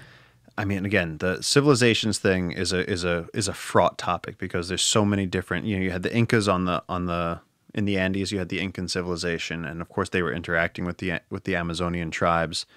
But if you go further back, if you look at South America and Africa, they actually fit together. Yes. And so the Congo River used to flow into the Amazon, and the Amazon used to flow in the opposite direction. This was before the continents split, before South America hit the Nazca Plate and threw up the Andes Mountains. How many years ago are we talking? I'm talking about like hundreds of millions of years ago. And then, you know, at that point, the Amazon would have been an inland sea, have salt water. And that's why we still have freshwater stingrays, because over millions of years, as the Amazon drained, you had dolphins, manatees, stingrays, a lot of saltwater animals that ended up staying and adapting to freshwater life. And then as the jungle formed, and the crazy thing is that you still have sediment from Africa blowing up and being carried by the wind across the Atlantic Ocean and falling on the Amazon. So you literally have this conversation happening between Africa and the Amazon, and then the moisture cycle of the Amazon then going and contributing back into global climate. The sediment makes it across the Atlantic Ocean. Yep. Each year it travels across from Africa, from the sands of the Sahara, travels across the Atlantic Ocean, and then in the rainy season it gets brought through the clouds and rained down, fertilizing the Amazon rainforest. And then holy fuck, you'll hear people be like, oh, the Amazon isn't really the lungs of the earth. It sure is. Because all of that biomass that's falling, all the leaves and sticks and twigs, all that detritus is getting pulled up by the river and brought down in those river systems and carried 4,000 miles across the Amazon basin. And then the mouth of the Amazon rainforest, which is 13 miles across, just vomits. Just picture like a dragon. Just wait, blowing. the mouth? The mouth of the river, like where the Amazon where it goes, River meets the Atlantic. Yep. And it pushes water out. I think it's about 40 miles into the Atlantic before it mixes with the salt water. And yeah, I've always wondered, actually, that's a good question to ask. I've always wondered how that works, because like you'll talk about rivers and they'll be like, some of them, like sometimes if it's a small one, and like Jersey, maybe that's a bad example, or like Florida, like the Indian River or something, it's salt water. Yeah. This is like small, it's right there. But like then we talk about these other ones, like the Amazon, where it's fresh water. I never understood why the salt, like, this is a really dumb question, I'm not a scientist, But like, why the salt from like the big basin doesn't just fucking mix with the fresh? You know what I mean? Because river. That's a great question actually. So a river is a drainage, and so you say, why does the ocean have salt and rivers are fresh water? Rivers, let's just say, start at the Rocky Mountains, and so you have like Rocky Mountains, and you have precipitation coming down in the form of rain, fresh or glaciers.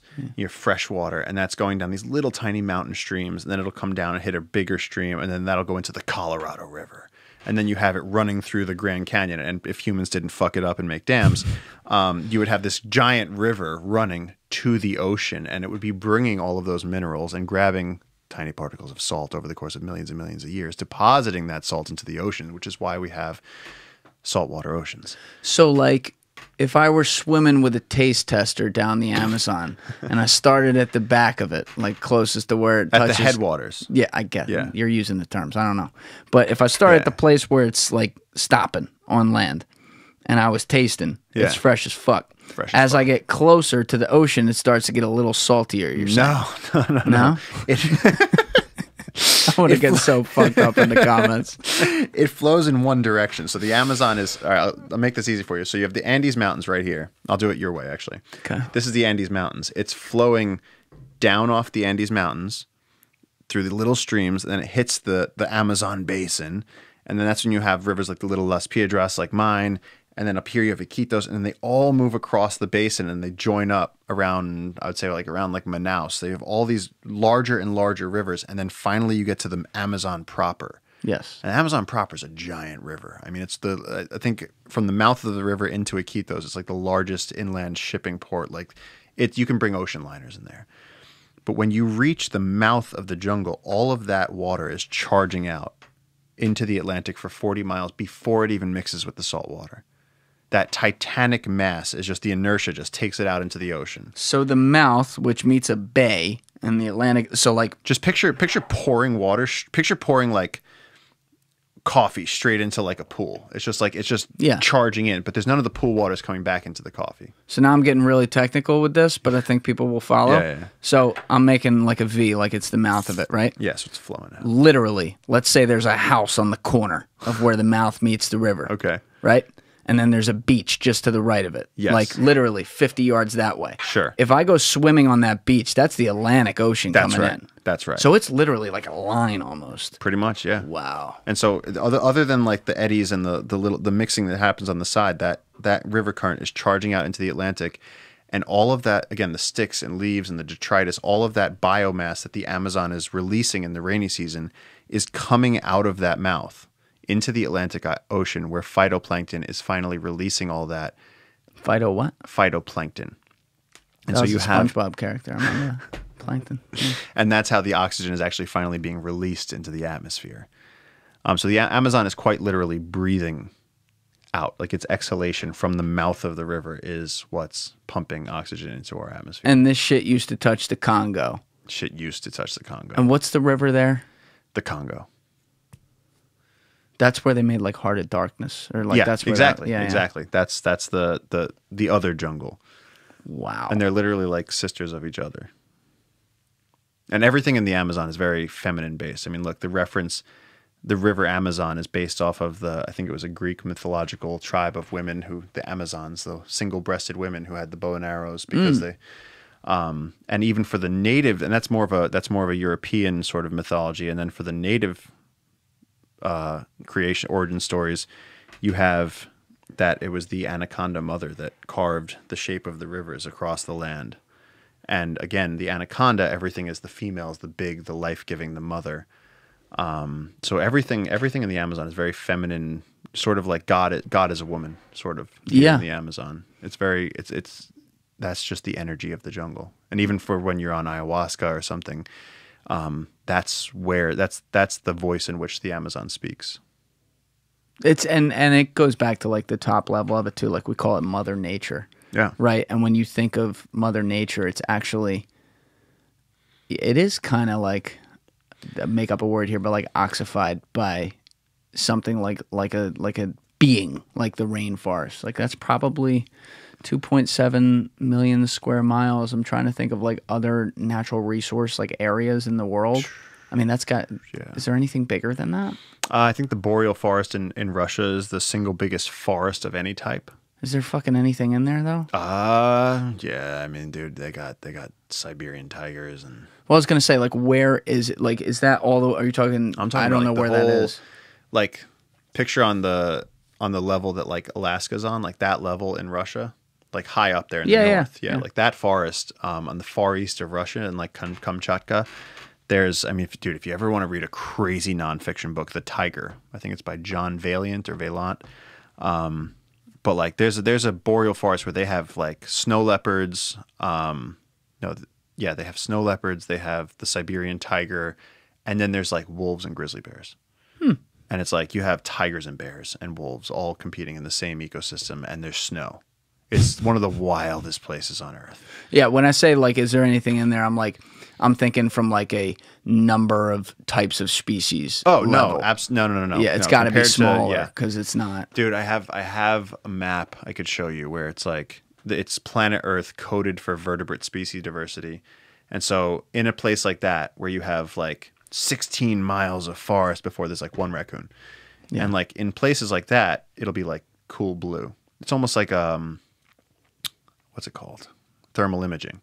And then when you get to the Amazon, it's like bright red because it's the amount of species per square acre is just unbelievable, where there's just species on top of species on top of species.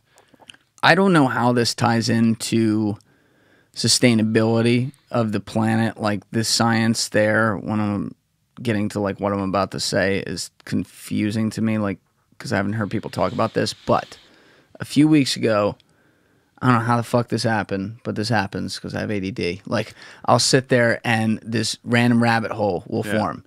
And the one that formed was, if you look at like the maps, I started going on like Google Earth.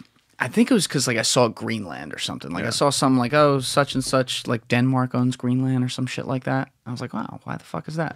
And so then I was looking at the Greenland, like what's the term, like, where they show the terrain, where you can see like a topographical map. Yes, topographical map, exactly. I was looking at that, I'm like, the whole fucking thing's snow. Yeah. And so then I started looking like all along the northern latitudes, and I'm like, I wonder what the farthest towns up that like exist are. And I found some at like 88 degrees latitude, but for the purposes of arguments, everything above 70. Yeah. Like I'm looking at this, sometimes you could like look the little yellow man on the Google map. And I'm like looking at the town, like once you do street view, and I'm like, people live there? I know. And there's like, 100 people. But then I started looking at all the land, and I'm like, look at all the unused land on this earth. When we figure out how to heat that without ruining the planet, and I'm talking maybe that's tens of thousands of years from now, the world population and the resources potentially, and now you're getting way above my pay grade, is going to be absurd. Whoa. So sorry. Explain this one. So you said when we can heat that?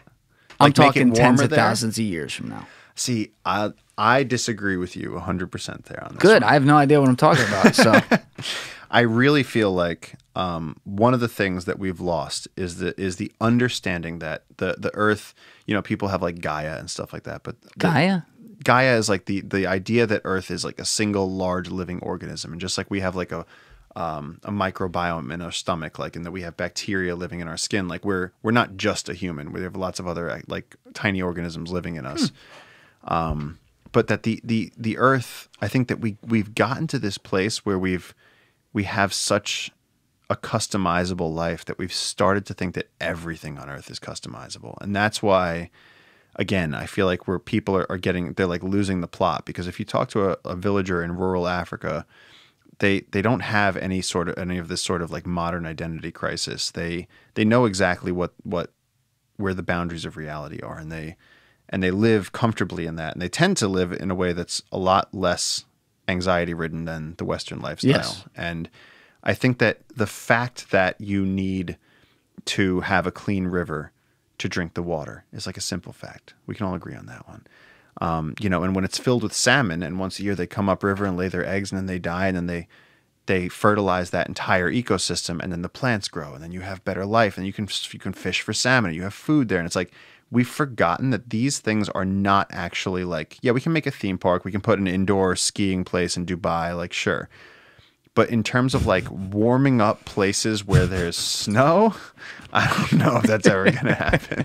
All right, that's a little bit of a weed thought, but still, like I did say tens of thousands of years. Tens of thousands of years from now, when we all have jetpacks and Neuralink, and that's what I'm saying. Because one thing about humans, they love colonizing, man.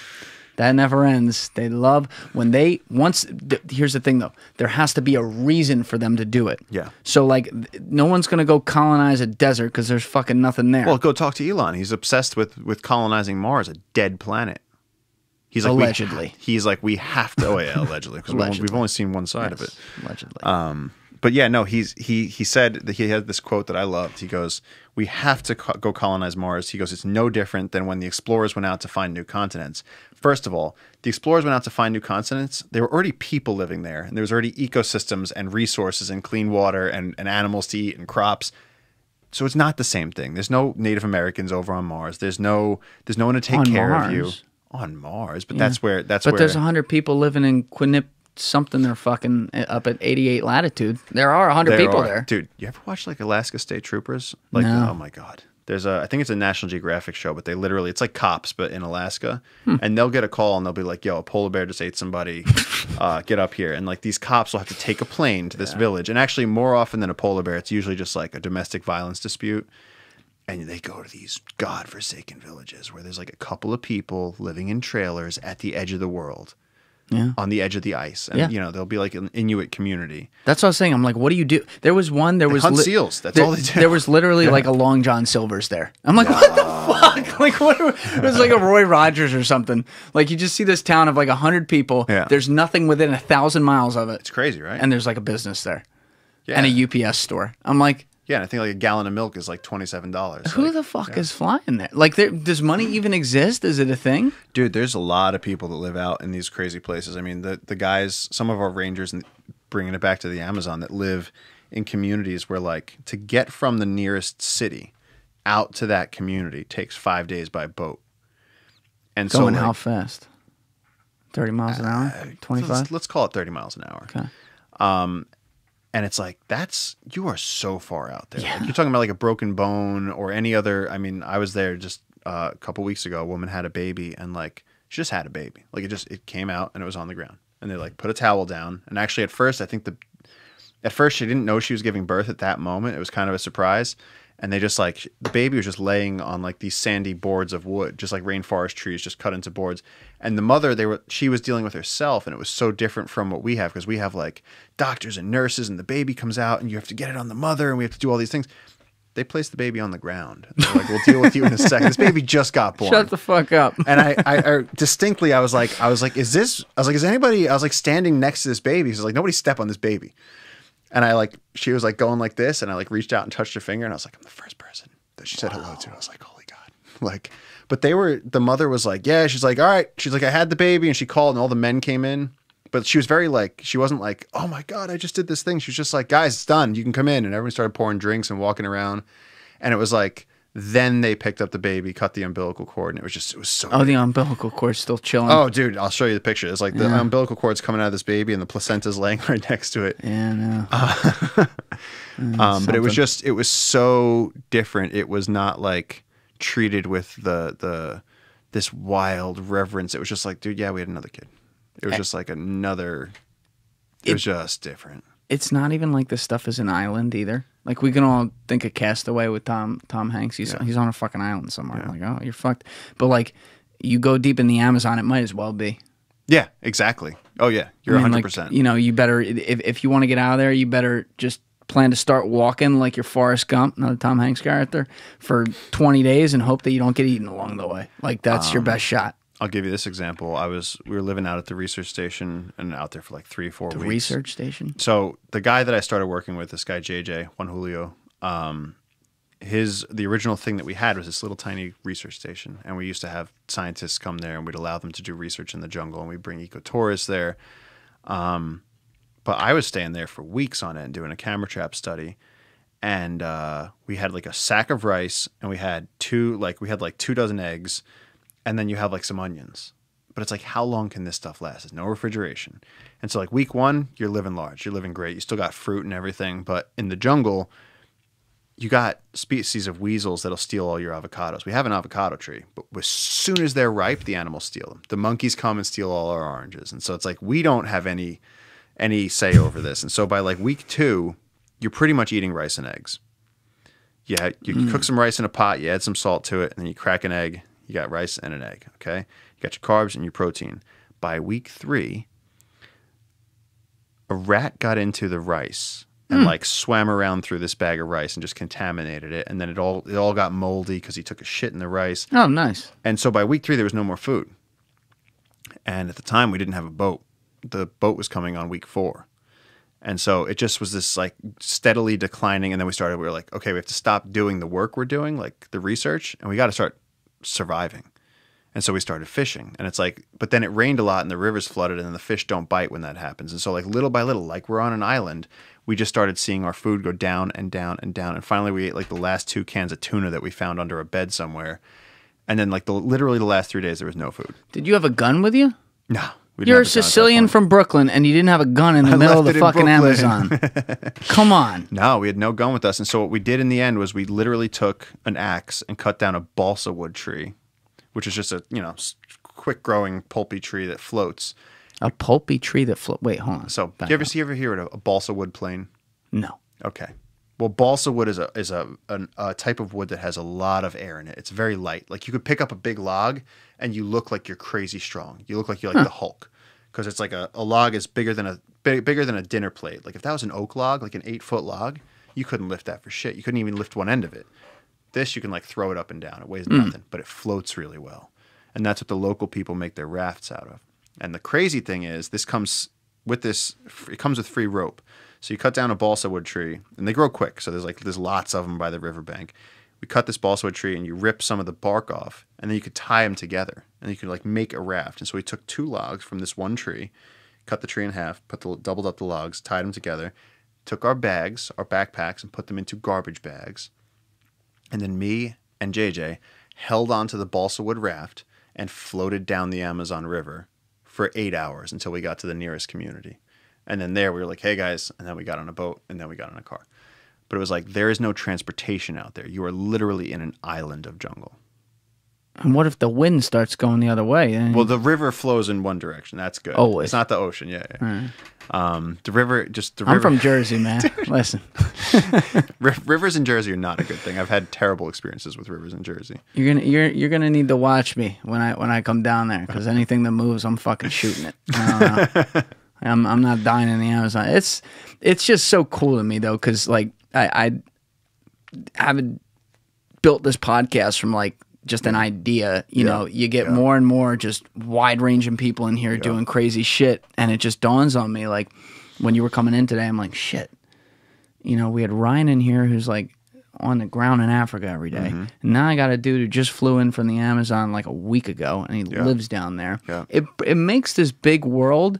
And it puts it in New Jersey, like with me at a fucking table. Yeah. At the same time, though, it's still so foreign. It's like a great paradox, because you tell me this shit and like we laugh because I have no concept of it. I'm like I'm doing my best to picture it. You're doing a great job. But, everyone out there listening, chances are most of the people, they're with me. They're like, this sounds fucking wild. No, man. And that's why showing people, that's why social media has been such a huge tool for us, because it's like, look at what I'm saying. I'm like, oh, the mountains, and then the river goes this way, and then it mixes with the salt over here. It's like, and then the tree has another type of tree that eats it, and then the monkeys live in that, and it's like, it's too much abstract weirdness for people to, unless you show them. And so that's what, being on the ground with the guys and being like, look, this logger named Victor can't walk. If everybody gives $5, we could raise all this money, and we raised 15 grand in like 10 days. Yeah. And we got this guy to start training. It's like, you show people the monkeys that we're rescuing. You show people the ancient trees. And it's like constantly being able to communicate with people. That to me has been a huge help. That's how you reach people. It's like constantly putting out that stuff and showing people, the Amazon really is burning. We really can save it. And here are the ways we can do it. And it's like just boom, boom, boom, and just hitting around with that. And so now it's like, at this point, I feel like I'm at a phase where I'm probably going to be spending less time in the jungle and a lot more time doing this, which is getting the news. I have to at some point, because I've spent the last 17 years down there, and I'll tell you, like, at this level, it just becomes like, when you're in the field, it's like there's just messages piling up, and there's just like opportunities to talk to people that can fix. There's so many people with resources out there. Yes. It's just a matter of reaching enough people. I mean, look at, like, if we reach, 300,000 people and get them to donate $100 each, it's like, that's $30 million. We could protect the entire river for $30 million. I know that would happen. I know you want to be down there all the time. Like, if it were up to you, you just do that. But to me, if you can strike a happy balance of it and actually see the effect that gets to have by doing things like this, and talk, not just going up to all these rich people and be like, give me money, you know what I mean? Like, actually putting like a face to it, telling the story, and then getting that to happen. I think the gratification of when you are down there and get to go do it is just times 100, because there's like, you can feel it. You can feel like you're coming down there with like a fresh sack of hope every time when you're coming down there with new funding to add resources to the project. It's a great thing. And there's pretty much limitless potential to do this. The only variable is how many people know about it, because the more people that help, not everyone's going to help. Out of 100 people, maybe one will help. That's big. But it's like, but there you go.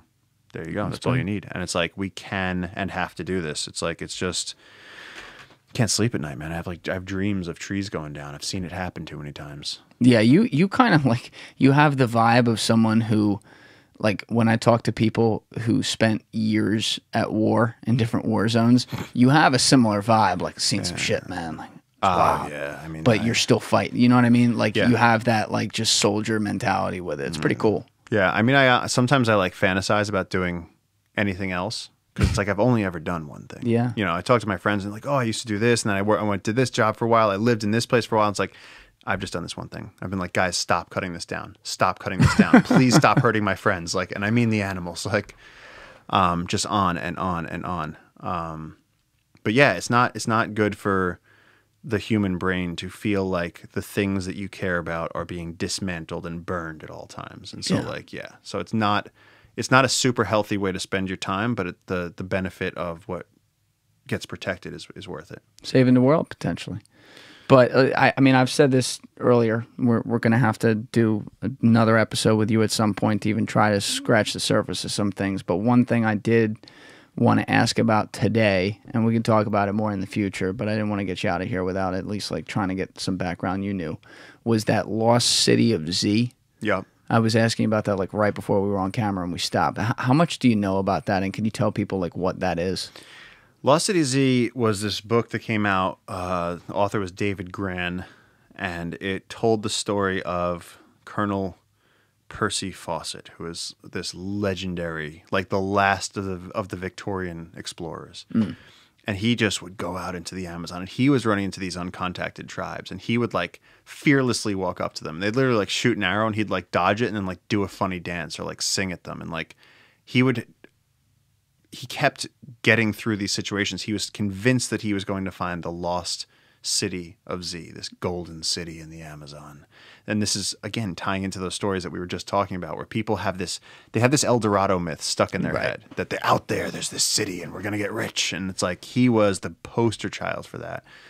And he went on a series of intensifying expeditions where he'd go back to the UK and raise funding, and then he'd go out on these monster expeditions for like months or years at a time with just a few native guys and himself. And then finally, on his final expedition, he went out on his own with his son, and that was it.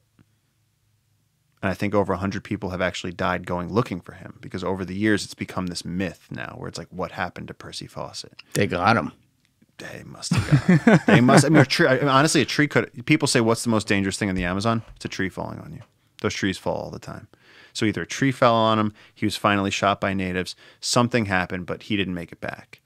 And then over the years, scores of people have gone looking for what happened to Percy Fawcett. And so he was a very charismatic and sort of the last of like those great, forge out there, and actually he was, if I remember correctly, he was actually like not someone that was oppressive to the local people. Like he would like get the local guys and go on expeditions with them, and he was tougher than everybody. So it doesn't matter where you were from. There's one guy, I think his name was Murray. I don't want to get it wrong. But there was one guy who had like been out with Shackleton, with Ernest Shackleton. So he'd been on like other adventures, and he went out with Fawcett in the Amazon, and like after like a few days was like, absolutely fuck this. He's like, this is awful. Like, he's like, I'm used to sitting on a boat and charging through the Arctic. He's like, we are walking through the jungle. And there are botflies eating the mules that are carrying our food that's rotten, and everyone's like dying of, you know, typhoid, and it's like miserable. And for some reason, Percy Fawcett was able to just keep walking, and just longer than everybody. He just had this constitution. His mosquito bites wouldn't get infected. And it was like, he just kept pushing it until one day he didn't come back. Fuck. Yeah. It was a crazy story. That's a good one. I wonder what they are. Like, we talk about the people who might be making shit up for their own gains and stuff. But another thing we can definitely talk about next time is like digging deeper into some of those civilizations and stuff, and like to see if there actually is still some untapped things out there, like something underground. I don't know. Well, I'll give you this. I'll tell you this one if you want to know. Let's hear it. I shouldn't say this one, but I am going to. We love that. We went up this river, and the name I will not say, but we went up this river and we get to this really remote community, and we're there, and the guys take us to this one spot, and there's fossils and there's bits of pottery. They know, and so this is the thing: you travel for hundreds of miles through the Amazon, and there's nothing. The natives in this one spot, they're like, "Oh, we know where it is." They're like, there's some stuff out there. And we were asking them, we were like, so what is it? Was there like a camp? And they're like, this is like pre-Inca shit. This is like old stuff, like from the original people. They had an axe head that was made of stone. There's no stones in our region because you're thinking, remember I said it used to be an inland ocean. Oh yeah, so there's no rocks and shit. There's no rocks on our river. That was can't wild find to a me. rock. And then they kind of smirked and they were like, so yeah, if you ever decide you want to die, let's go see the pyramids. And we're like, what are you talking about, the pyramids? And they're like, oh yeah. They're like out there, about 4-hour walk. They're like, there's 2 canopy level pyramids just under the jungle. They're like, nobody knows about them, but they're like, we went there one time. And they're like, we could take you there. And you didn't go. We couldn't go because the uncontacted tribes are in the region. If you go there, you will literally get shot by 7-foot arrows. Oh, that's the aliens. I'm telling you. That's the fucking aliens. All right. So the uncontacted people are guarding the alien communication devices that are under the jungle. We're going to leave off right there because we're going to talk off camera, and next time we're going deep on that. I'm getting a conspiracist in here with you, something. Like, we got to figure that out. That's wild shit. Weird. But dude, this podcast was one of the harder ones I've ever done because there's so much on the bone so much. At all times. The work you're doing is amazing, though, Appreciate that, and man. I'm so glad to give it a platform and to really it's educating me, so I'm hoping it's educating a lot of people listening to you talk. But for now, where can people donate to Jungle Keepers, and where can they find you on social media? Social media at Paul Rosolie, junglekeepers.org. You can find the Jungle Keepers project on paulrosolie.com. We're going to be doing a concentrated effort, a big push to try and protect the rest of this river in the next 18 months because what I saw the last few weeks, and I'm going to give you that footage. I'll let you blast out some of it for the first time, but that stuff is worse than I've seen in 17 years. So it's like now we got to hit this now, and it's like I'm committed to that. That's it. Cool. Well, every little bit helps. When people give $5, it's huge. It goes, and we know exactly where it goes to. Yep. It goes right to you to basically be able to go to loggers and people on the ground there who aren't helping the environment and convert them, and then allow them to be funded to be able to carry around some weapons and go through and keep converting people. The most direct way to get money to the people indigenous people on the ground protecting the Amazon rainforest. Perfect. All right. Well, dude, we will do it again. Thank you so much. Of course. And thank you for being here. Much appreciated. Appreciate it, man. All right, everybody else, you know what it is. Give it a thought. Get back to me. Peace.